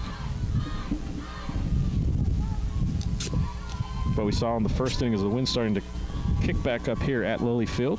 You hear me gaff taping my notes down. Nice change up there. And quickly, Kelsey Barron is ahead 0-2 to the designated player. Stacy Walling. Here's the pitch. Slapped down the left field line. That's in play, and that's going to be a single. Good job of left fielder Canary cutting it off, but first two batters here in the top of the fifth have reached base, and a lot of noise coming out of that dugout for the Mountain Cats, and that was a good job of Walling taking that 0-2 inside pitch, turning on it. Now it looks like there's going to be a meeting. Is due up is number 2, Bree Ginther. And just off of our screen, you can just see there's going to be a substitution. It's going to be a new runner going out there. It'll be number 4, Haley Markey, the junior outfielder. So Markey, with some speed, goes to first.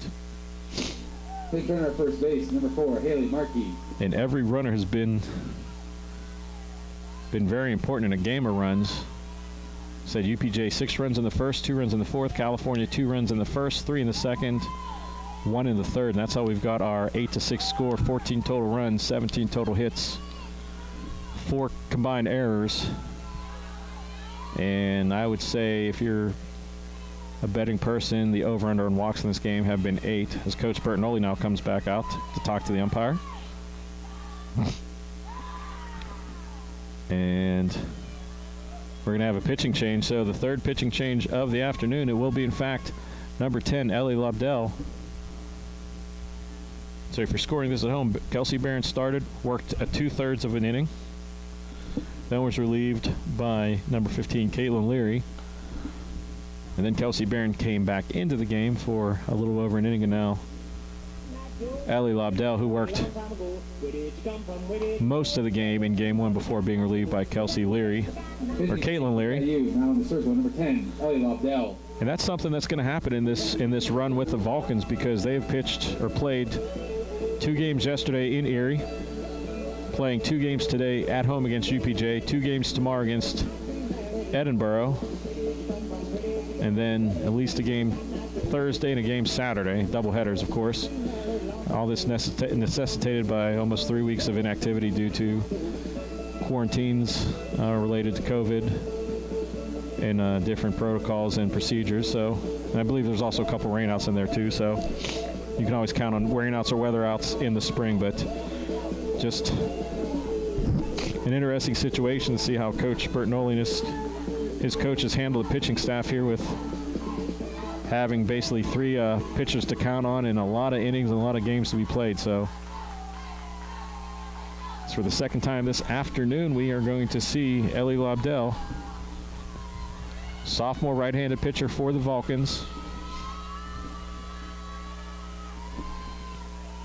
Here's the first pitch, and that's going to be a bunt attempt, and a nice diving play by the third baseman, Brittany Wilson, and put a star next to that as she came diving in, made the out, and got up quickly and did not allow any type of an advance. Ali Belgiani. So that'll bring up Ali Bagliavani. And such a tough name to say. Her cheer from the dugout is just Ali, Ali, Ali. So even her teammates have a hard time with that name. Here's the pitch. High and inside, ball 1.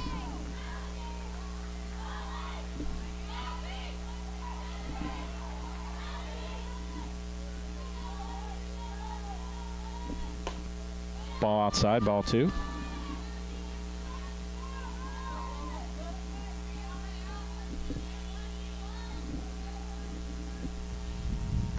Here's the 2-0 pitch. Catches the outside corner for a strike. And as you hear me being silent, I'm just trying to get my notes in order for whenever I cut highlights after this game. We always pride ourselves, if we can, to get the highlights up the same day. Nice pitch inside by Lobdell. Evens the count at 2-2.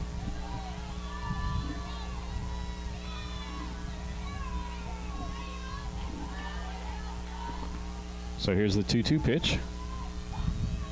Lobdell rocks, delivers, slap to third, picked up, throw to first, and an out. And a good job of the first baseman, Paige Wilson, coming off the bag. There was an advance. Both runners will advance to second and third, so scoring position, but Wilson quickly getting off the bag from the throw of Brittany Wilson. So mark those 2 plays by Brittany Wilson down if California can get out of this inning without any runs. Brings up Maddie Flowers. Foul tip right back at me and Peyton. Both a tiny jump. See Maddie Flowers coming back in. She's had a very active day, as you can see by the dirt on her jersey. Behind the count, 0-1. Lobdell's pitch. Going to be hit, and a gallant effort there by the catcher, Brooke Wilson, just off of our screen, diving for it. Was not able to get the catch, but a strike 2. That was one of those plays that just a little bit of a pop up into foul territory, going slow, but no one can get to us. There's the 0-2 pitch, and that's popped up. That's going to be out of play. That's a no doubt out of play, and the count remains at 0-2. So Ellie Lobdell in relief in the 5th inning here of game 2, seeing if she can get out of this jam with runners on second and third and 2 outs. Here's the pitch, high and outside, ball 1. Good job of Flowers not taking the bait. So Flowers, a sophomore. Lobdell looking in.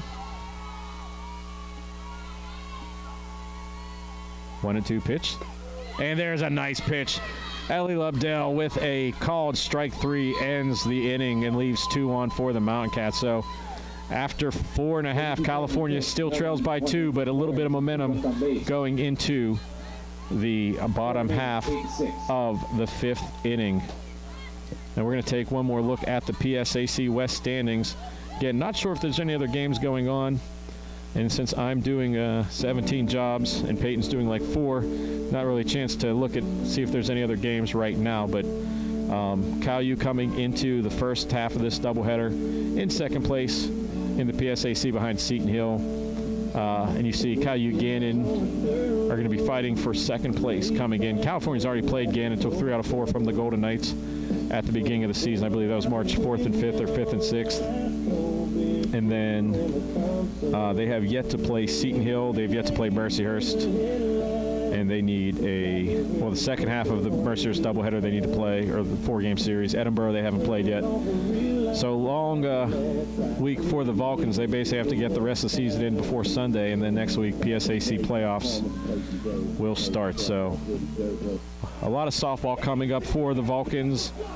And sports info, the PSAC and CTV Sports. So that's still in the future. We're in the present right now to bring up number 3, Mackenzie Carson. As we move to the top, or the bottom half of the 5th inning. California trailing by 2. On the mound is Kayla Mill in relief for the Mountain Cats. Her first pitch of the inning is a ball. Outside, 1-0. See Carson stepping back in again, a wide stance so she can get out of that box very quickly. Here's the pitch, swung on and missed, strike 1. I believe she might have caught a little bit of that pitch from Mill, but hit the mitt of Carly Santillo. Here's the 1-1 pitch now from Mill. Mill taking her time. Pitch, swung on a miss. And I believe that pitch might have a little bit of downward and outside movement, so definitely going to be a tough pitch for Carson to dive at as she has that open stance. So, but if she does catch it, it's going to be shot into left field and possibly for extra bases. Here's the pitch, misses outside for ball 2-2 is the count. Mackenzie Carson has had a couple of very productive at-bats in this game. Has seen a lot of pitches. Here's the pitch. Outside.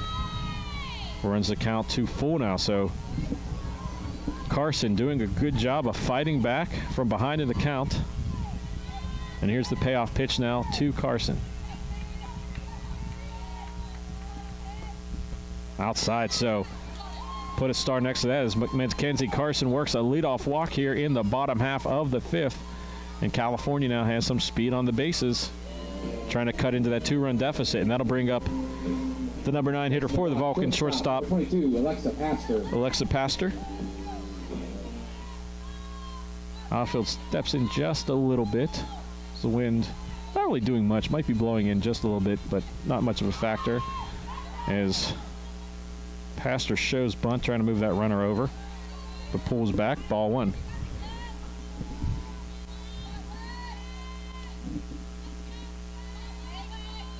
So 1-0's the count. Here's the pitch. Bunts it. Right back towards the backstop and nothing doing. As Peyton looks to me saying, I wasn't moving at that one. I knew that wasn't going to hit us. That was directly at us with some backspin. First game ever at New Lilyfield, there was a foul ball, a hard foul ball in the first game that hit the backstop, and a chunk of the new backstop flew back and caught our camera person, Johnny Sakaguchi, in the leg, as there's a bunt right at the pitcher, fielded by the third baseman, and then there's going to be a throw to third, but because no one's covering, and I tell you what, put a star on that, as Mackenzie Carson had the wherewithal, as that bunt was fielded by the third baseman for UPJ. Carson knew that there was nobody covering, takes the extra base, and that sacrifice nets 2 bases. So 1 out, runner at third in the top of the order. So now batting catcher number 16, Brooke Wilson. Again, not a play you're going to maybe see on the post-game highlights, but something you want to star because a lot of heads-up play right there for Carson. Now at third baseman in scoring position.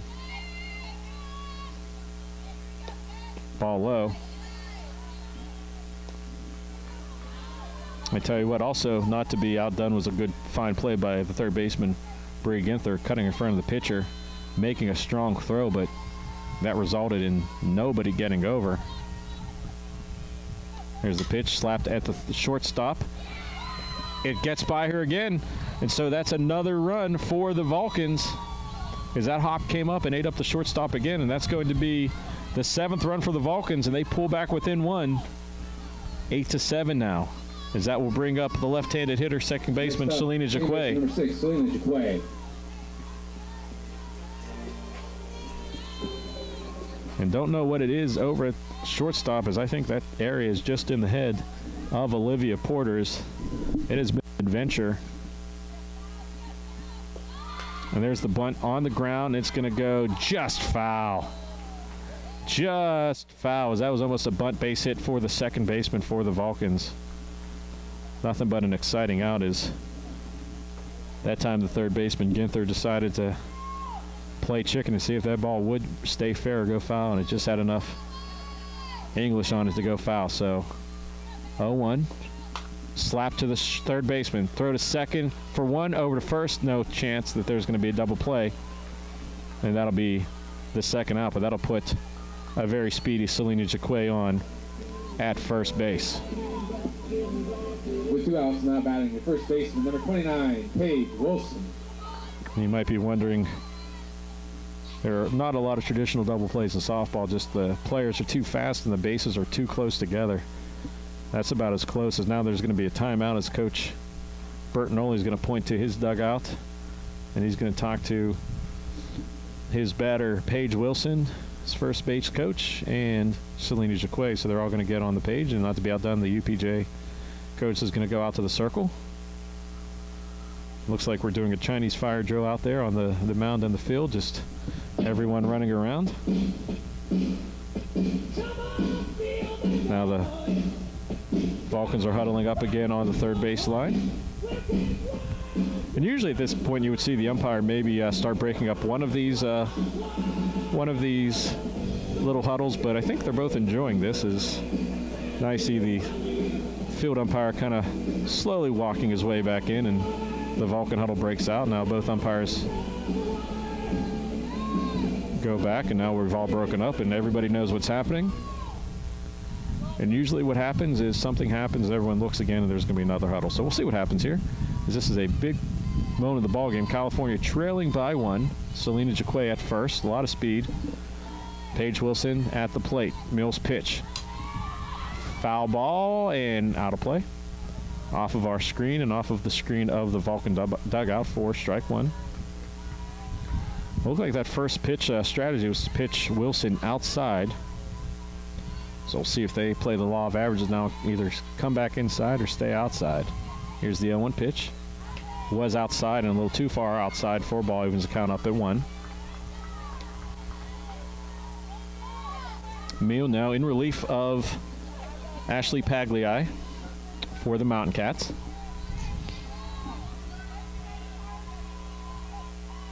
Here's the pitch. Tap to shortstop. Ball stays on the ground. Strong throw to first. And that ends the inning. So I tell you what, Olivia Porter's had her trials and tribulations over at shortstop, but whenever the plays need to be made to end the innings, she has been there. So that'll end the 5th inning. We're going to move to the top of the 6th. UPJ 8, Caillou 7.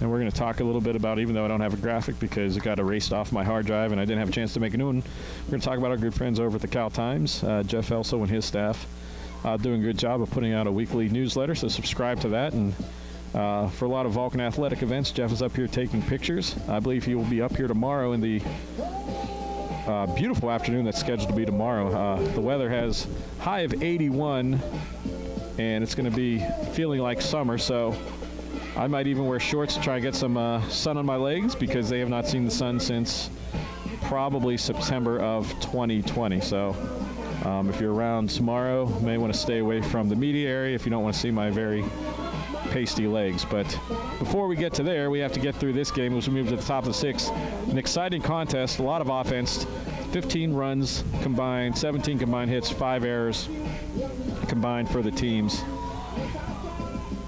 And there's still a lot to go here before this one is final. Is on the mound in relief, the 4th pitcher for the Vulcans, Ellie Lobdell, but she's only the 3rd person, is the starter. Kelsey Barron was able to re-enter.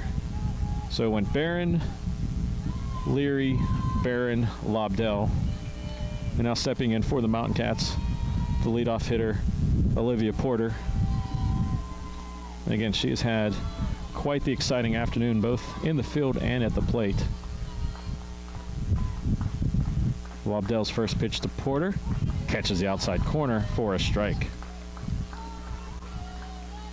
And Lobdell with always seems like she has a sly little smile on after she catches the outside corner with those pitches. She does a good job of painting the outside.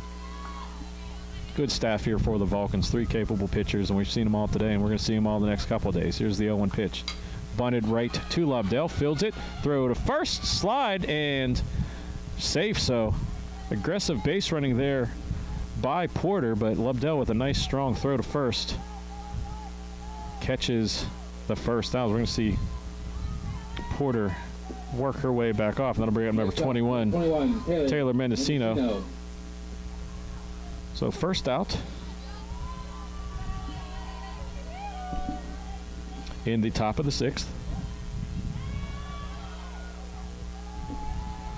Lobdell's first pitch, high ball 1, and now you can see that shadow creeping over the home plate area. Not sure if it's an issue yet for the players, or might just be an issue for our camera with the apertures. So ball 2. But could see it be an issue in the next half inning or so, where half the pitcher is in daylight and the batter is in shadow. So here's the 2-0 pitch. Change up on the outside for a strike. Good pitch there by Ellie Lobdell, getting back on the board. 2-1's the count.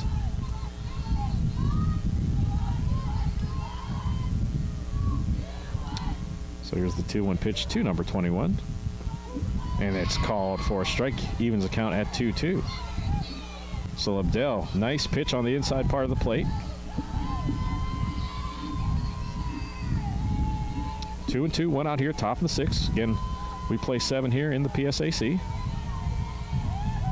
This pitch slapped hard off the fence, and thank goodness they put that fence there, as that would have sent the entirety of the California dugout scattered. As Mendocino resets her batting gloves. Again, a good-looking uniform matchup. UPJ with the gold helmets and the dark blue and the gold trim, and the Vulcans in their pure white uniforms with the white and black numbers. So here's the 2-2 pitch once again. Slapped right up through the middle, off the mound. Going to be taken by the shortstop. Throw to first. Not in time, but a great effort there by the shortstop Pastor, as that ball hit the mound, bounces straight up in the air, but just too much speed for Mendocino, and that'll be a 1-out infield single for the Mountain Cats. For the Mountain Cats, now batting center fielder. Number 9, Jade Stubblefield. It seems like every time in this doubleheader there's a key at bat, it's going to be Jade Stubblefield coming back up.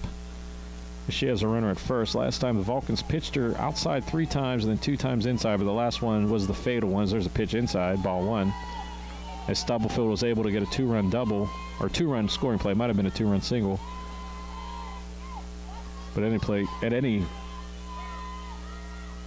stretch of the imagination, that made the score 8-6. Now it's 8-7. Stubblefield takes a strike, because I was right at the letters.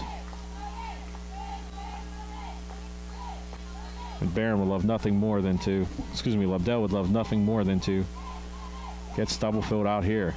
Pitch fouled out of play. A nice game of rebound there by the catcher, Brooke Wilson. She kind of looks into the dugout, says something to her teammates. Good reflexes there. So here comes the 1-2 pitch. Lobdell, too far inside, evens out at 2. Stubblefield now checking back in. Senior for the Mountain Cats, left fielder. Lobdell now shielding her eye. This has always been an issue here at Lilly Field, where the sun's setting directly in the pitcher's eyes. High pitch gets by Wilson, and there's going to be no throw, and the runner will advance to second, and that runs the count to full. As I was saying, the sun setting into the pitcher's eyes has caused a number of sun delays in the past for about 15 minutes till the sun goes down. It's a safety issue to see Lobdell shading her eyes, and we've seen a number of plays back through the box. And they don't wear those masks for fashion, as they're just going to give the free pass to Stubblefield. So I'll put 2 runners on with 2 outs here in the top of the 6th inning, and that'll bring up Carly Santillo. Catcher, Carly Santillo. And Santillo now has been active behind the plate, and she has a chance with a base hit to bring home at least 1 run, if not 2. Here's the pitch. Nice pitch on the outside corner for a strike. Lobdell now, as this game has slowed down a little bit.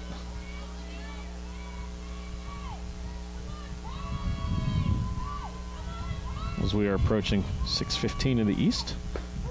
Check swing strike, and quickly Lobdell's ahead, 0-2.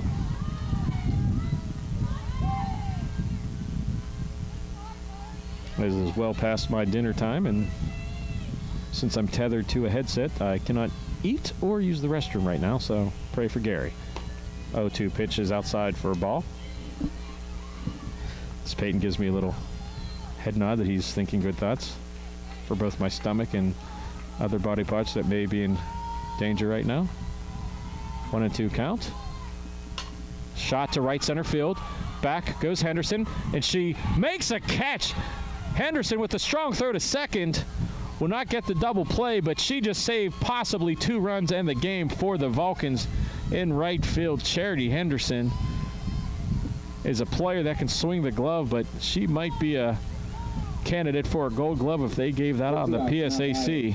First baseman number 11, Tori Radvan. And just an excellent effort for the right fielder.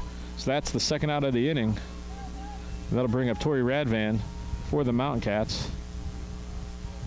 And that strong throw almost doubled off the runner at second, and it also did not allow any type of an advance.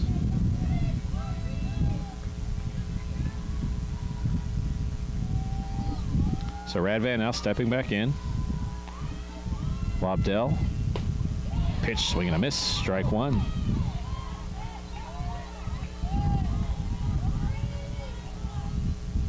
So Charity Henderson, for the moment, has saved the Vulcans a couple runs here. Lobdell's 0-1 pitch. Fouled out of play. Off the screen, strike 2.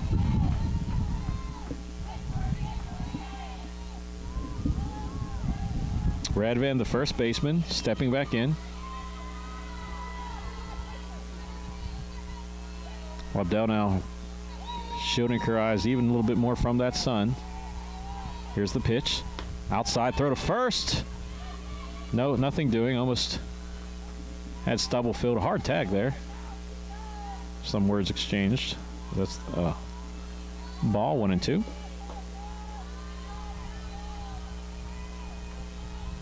Lobdell waiting the sign. Here's the 1-2 pitch. Swung on and fouled out of play. That'll get into almost the bullpen of the Vulcans.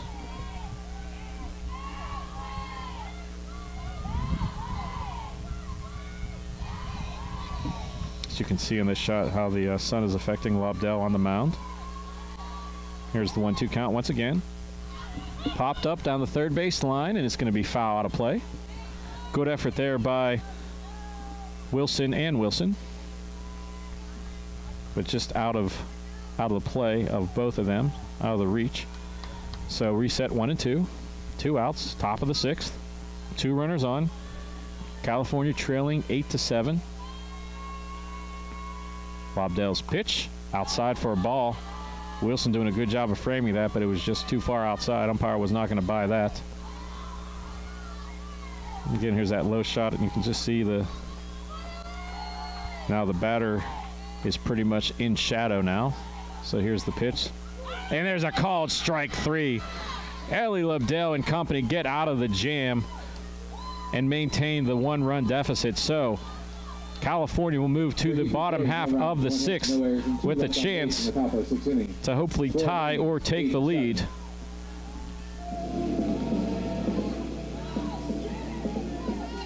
As this has been quite the game, as we're going to take a look while we have a chance once again at the Cal U leaders to this point of the season. Again, California has played a lot fewer games than a lot of the PSAC due to just having everything shut down for a few weeks.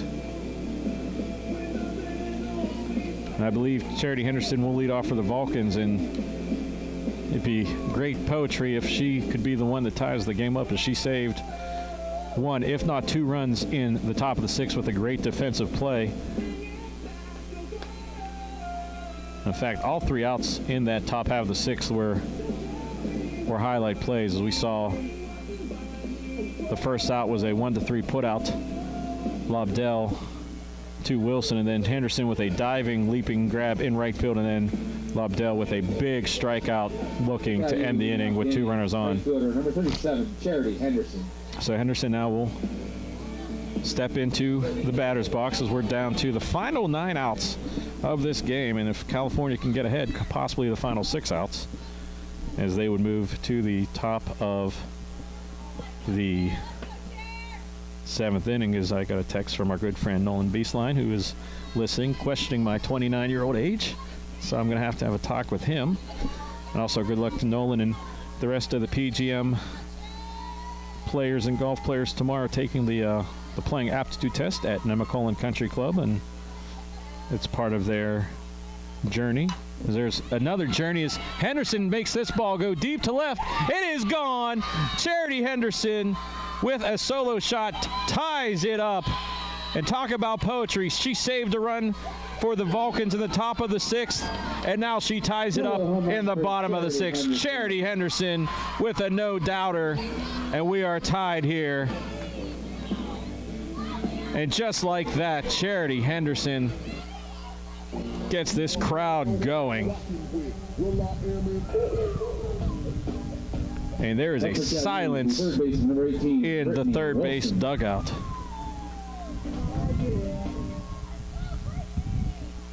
And I'm almost afraid to finish my thought about the golfers tomorrow, because that was a home run quickly.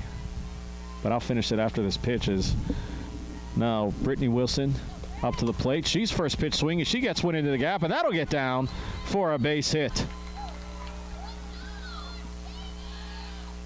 So I don't think I'm going to finish my story about the playing aptitude test tomorrow, because California has a good thing going right now, and I have a chance to, with the heart of this order, Shayna Posler, the designated player, has a chance to at the very least advance the runner with nobody out, but she has the ability, and something in a gap would score a run. The go-ahead run. Here's the pitch. Swung on, slapped by the third base, and there's another base hit. So the game plan here for the Vulcans in the top of the 6th, a swing first and swing often. And now there's 2 runners on with nobody out. And now it looks like we're going to have a conversation at the mound. For the Vulcans, now batting left field, number 17, Jordan Canary. That'll be Jordan Canary, and I'm not sure, as the visiting bullpen here at Lilly Field is down the third base left field line, and it is shielded by about 2 tons of third base dugout, and I can't really tell if there's anybody down there, but the umpire is going to break it up. Is now we're going to have Jordan Canary come up and see if she can keep this first pitch swinging party going for the Vulcans. Strike first, strike hard, strike often is the mantra right now. Cobra Kai, do or die. It's Canary now awaits the pitch mill, slowing it down very deliberately, trying to get the Vulcans kind of off of their momentum here. Here's the first pitch. There's a bunt, and that's going to be foul.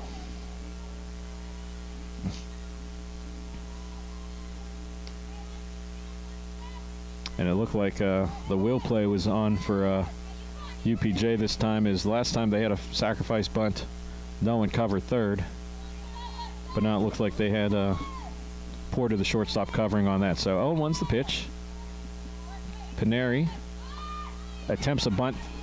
And there's going to be a double steal, as no one was covering third and no one was covering second. So what was supposed to be a sacrifice works out in possibly the best way for the Vulcans, is that's going to give Canary a chance to swing away here and maybe bring home 2. Is Everyone was charging for the bunt. No one was covering the bags, and 2 free bases for the Vulcans. Canary now has a chance to bring the go-ahead runs in. Swings. There's a shot to center. It's a dying quail. It's going to get down. The center fielder could not see it in the sun, and that'll bring the go-ahead run for the Vulcans. It's now 9-8, and you could see the center fielder, Mendocino, came in and shielded her eyes as she looked straight up into the sun, so that's going to bring a runner to first. And with that, there was no way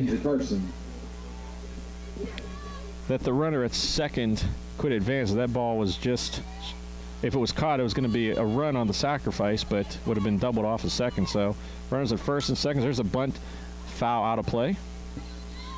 Strike one. As we now have Mackenzie Carson at bat for the Vulcans.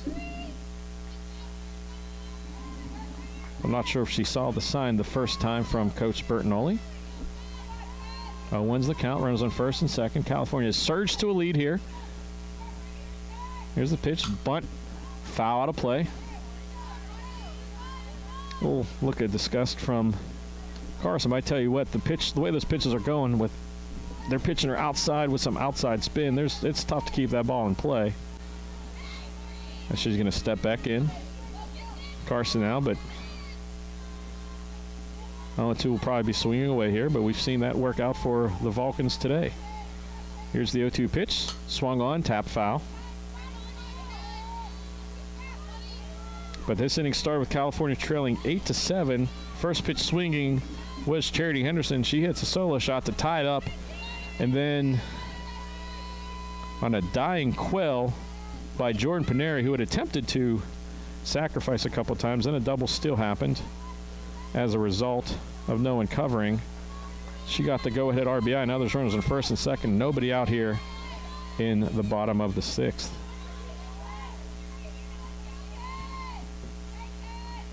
There's a swing, shot up the middle on the ground. It's going to be a tough play. Nothing doing. Throw to third, nothing doing. So everybody safe on a little bloop infield single by Jordan Canary, and that loads him up here in the bottom of the sixth, and that'll bring up number 2, Alexa Pastor, and she has a chance to do some real damage for the Vulcans. As we see that shot, and you can see what the pitcher is facing, sun right in their eye. Pastor now, first pitch swing, shoots one to left, back goes Stubblefield. There's the catch. Strong throw to the plate, and it's going to be cut off, and that'll be a run for the Vulcans on the sacrifice fly by Alexa Pastor, and that gives the Vulcans a much-needed insurance run. Make it 10-8. The runners stay on first and second. So for the Vulcans now batting catcher number 16, Brooke Wilson. So a smart play there by the third baseman, Bree Ginther, to cut that ball off, as if that ball would have went to the plate, probably you'd have runners at second, third. So turns the lineup over for the Vulcans. Brooke Wilson at the plate. First pitch swinging. Again, shot. Stubblefield going back. Gets it, and a throw in. So quiet out number 2. And again, seems like the game plan here in the top of, or the bottom of the sixth, is swing first, pitch, and that'll bring up Selena Jaquay. California within 2 batters of batting around. Jaquay now the left-handed second baseman. Takes first pitch for a strike. I should say the left-handed batting second baseman. Not sure softball or baseball, for that matter, is ready for a left-handed throwing second baseman. So 0-1 is the count to Jaquay. Here's the pitch. Bunt attempt, foul, out of play. And I think she was banking on, that was a last-second decision, as the third baseman, Ginther, was playing way back. If she could have just got that down, it would have been a tough play for anybody. So as it is, she's in the hole, 0-2. Meal slows it down. Here's the pitch. Swung on, tapped to second base. There's going to be a little bit of contact there, and I believe that's going to be runner interference and the third out, as the runner on first, Carson at first. That was just one of those weird plays where the ball was hit right into the base path, and there was some contact, and that'll end the inning, but not before the Vulcans get 3 runs and a chance to close out the Mountain Cats here in the top of the 7th. So once again, this is a busy stretch for the Vulcans. 2 games yesterday, 2 games today, and 2 games tomorrow. Games will be on CUTV Sports 1 and the PSAC Network starting at 2:30 tomorrow for the doubleheader between California and the Fighting Scots of Edinburgh. I believe we have Johnny Sakaguchi being able to announce for a game and maybe running camera for a game. And then, as I was getting to my point, our other camera person, Nolan Beastline, is playing Nemacolin Country Club tomorrow with a bunch of his friends with the PGM program, golf management program here at Cal U, to the playing aptitude test. The playing aptitude test, which is something you need to eventually get club pro status. So good luck to all of them playing tomorrow, and I hope all the putts go. And I believe Peyton, our camera person today, will be spending his day in a jacuzzi trying to loosen up the bruise from his hip. I actually believe he's working all day tomorrow. It's for the 8th time today he's decided to show me his hip, which I got to talk to him off camera about. But he definitely has a nice little raspberry from taking a very statistically improbable foul ball that hit him. If you've ever been at Lily Field, the new Lily Field, the fence, the backstop fence is about 30 feet high, so the ball basically had to go straight up and then straight down. So Peyton may want to play the lottery tonight because he's already dodged the odds today. But enough of that. California's work to do here in the top of the 7th. Ellie Lubdow in relief, trying to close this out. First pitch for a strike on the outside corner. So Ellie Lubdow now shielding her eyes. You can see almost right in front of her face as the sun is right in her eyes. There's a second pitch, strike 2. Again, that's just one of the things here at Lily Field. It's always been an issue where the sun at this time of year will set directly into the pitcher and center fielder's eyes. We saw that actually probably cost UPJ a run as the center fielder had to back up. 0-2 pitch now. Foul ball, and it gets over the bullpen for a reset everything. So the batter, designated player Stacy Walling, trying to get something started for UPJ, as this game has been a game of offense. 10-8. Rise ball, rose too much, ball 1. UPJ scored 6 runs in the first, 2 in the 4th, and 2 in the 6 runs. They only have 8, as my math is bad. And California has scored 2 in the first, 3 in the second, 1 in the third, 1 in the 5th, and 3 in the 6th. So that adds up to 10. So 10-8 is your score. California with 15 hits, 1 error. UPJ 8 hits and 4 errors. Here's the 1-2 pitch. Swung on, tapped right back to Lubdell, and an easy throw to first for the first out. So good job of Ellie Lubdell just taking care of fielding her position. And that'll be the first out. 2 left here in the top of the 7th. That'll bring up third baseman Bree Ginther.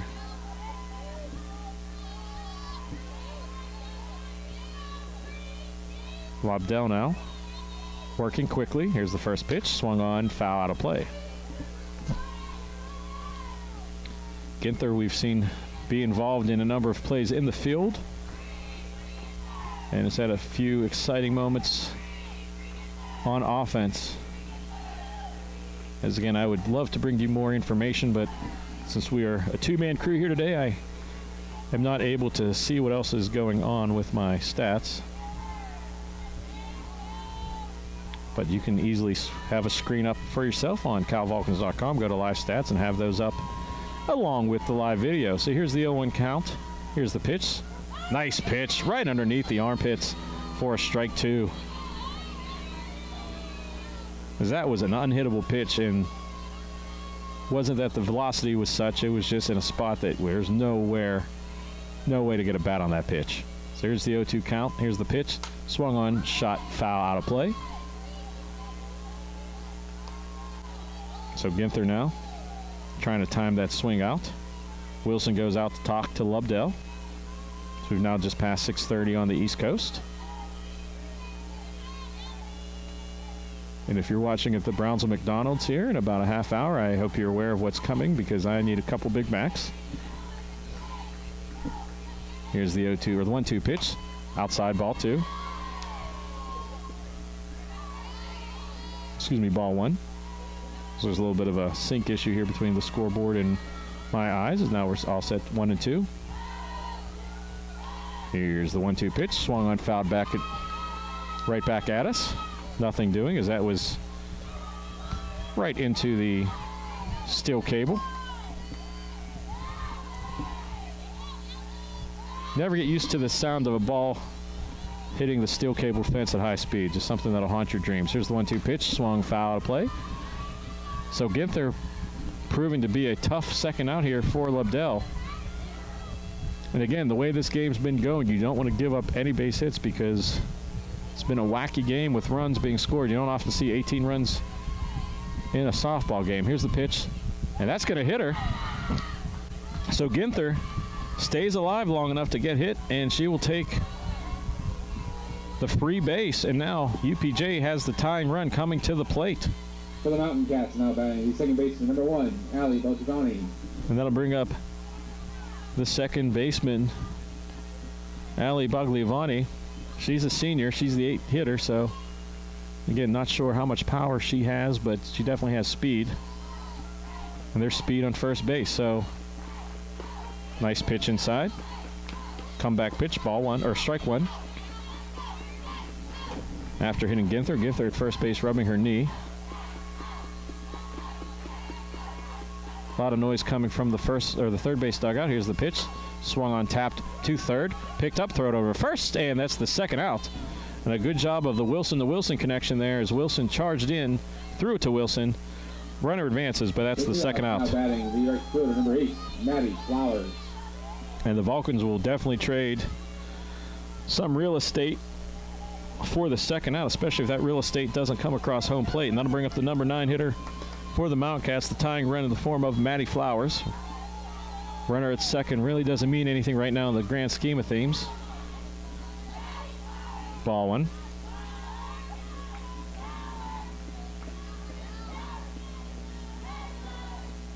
So now the shadows creeped fully in. Here's the pitch. Inside ball 2. So Flowers' goal here, if she can't get a base hit and drive that run home, is to get on first base, because then you have the tying run at first and the go-ahead run then is at the plate. And there's ball 3. So Lobdell struggling. Flowers doing a good job. And we saw the last, so there's going to be a conference of the mound, but the last, or 2 batters ago, rather, Bree Ginther, who's on second base. She's the third baseman. That's where I was getting the 3 from. Fouled off a number of pitches till finally she took a pitch off the knee, reached first, and then advanced when Ali Bagliavani grounded out to third. So 3-0 the count. I think Wilson might have just said, tell Lubdell, don't groove anything. We can deal with the next batter that comes up. Here's the pitch. Ball 4. So now that brings the go-ahead run to the plate here in the top of the 7th. So drama here at Lilly Field, as that will bring up Olivia Porter. For the Mountain Cats and shortstop, 22, Olivia Porter. We talked a little bit ago about the poetry in sports when Charity Henderson saved 2 runs for the Vulcans in the top of the 6th and then belted a home run to tie the game. So it wouldn't be something if Porter's had a heck of a trying day at shortstop, would it do something to get UPJ either tied in this game or ahead. And her first pitch hacking was strike 1, but just sometimes the poetry in sport here brings these moments up.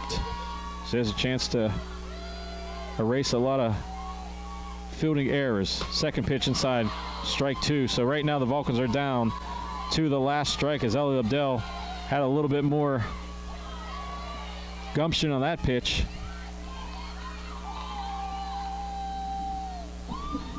Now Porter steps back out, stepping back in. UPJ down to their last strike possibly in California. one strike away from a come from behind 10-8 victory here in game 2. Here's the pitch. Swung on, foul, out of play. So we reset.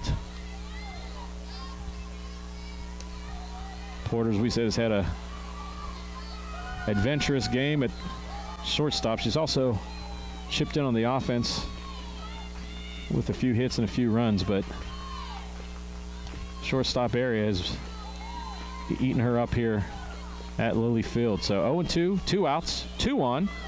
Vulcans lead by 2. 2s are wild, and now timeout. As Porter's going to step back out.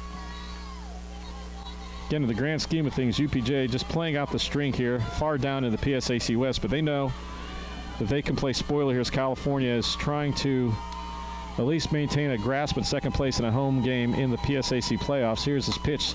Pop straight up. Will there be a play? Coming over, and it is a catch by Wilson, the third baseman, and that ends the game. So an exciting game 2 here from Lilly Field, and the Vulcans will sweep the home doubleheader here against the Mountain Cats of UPJ. So the Vulcans 10 runs on 15 hits, Final line score from today's game 2. 1 error. UPJ 8 runs, 8 hits, 4 errors, and California will win the second game and in fact sweep the doubleheader. So once again, doubleheader tomorrow from Lilly Field. CUTV Sports 1 will have the game, and the PSAC Network will have the game. So join us in less than 24 hours for games 3 and 4 for the home standing Vulcans and games 5 and 6 of the Vulcans in 3 days. So for all Cal Vulcan information, go to calvulcans.com. So for Paige Wilson, I'm Gary Smith. You've been watching Vulcan Softball here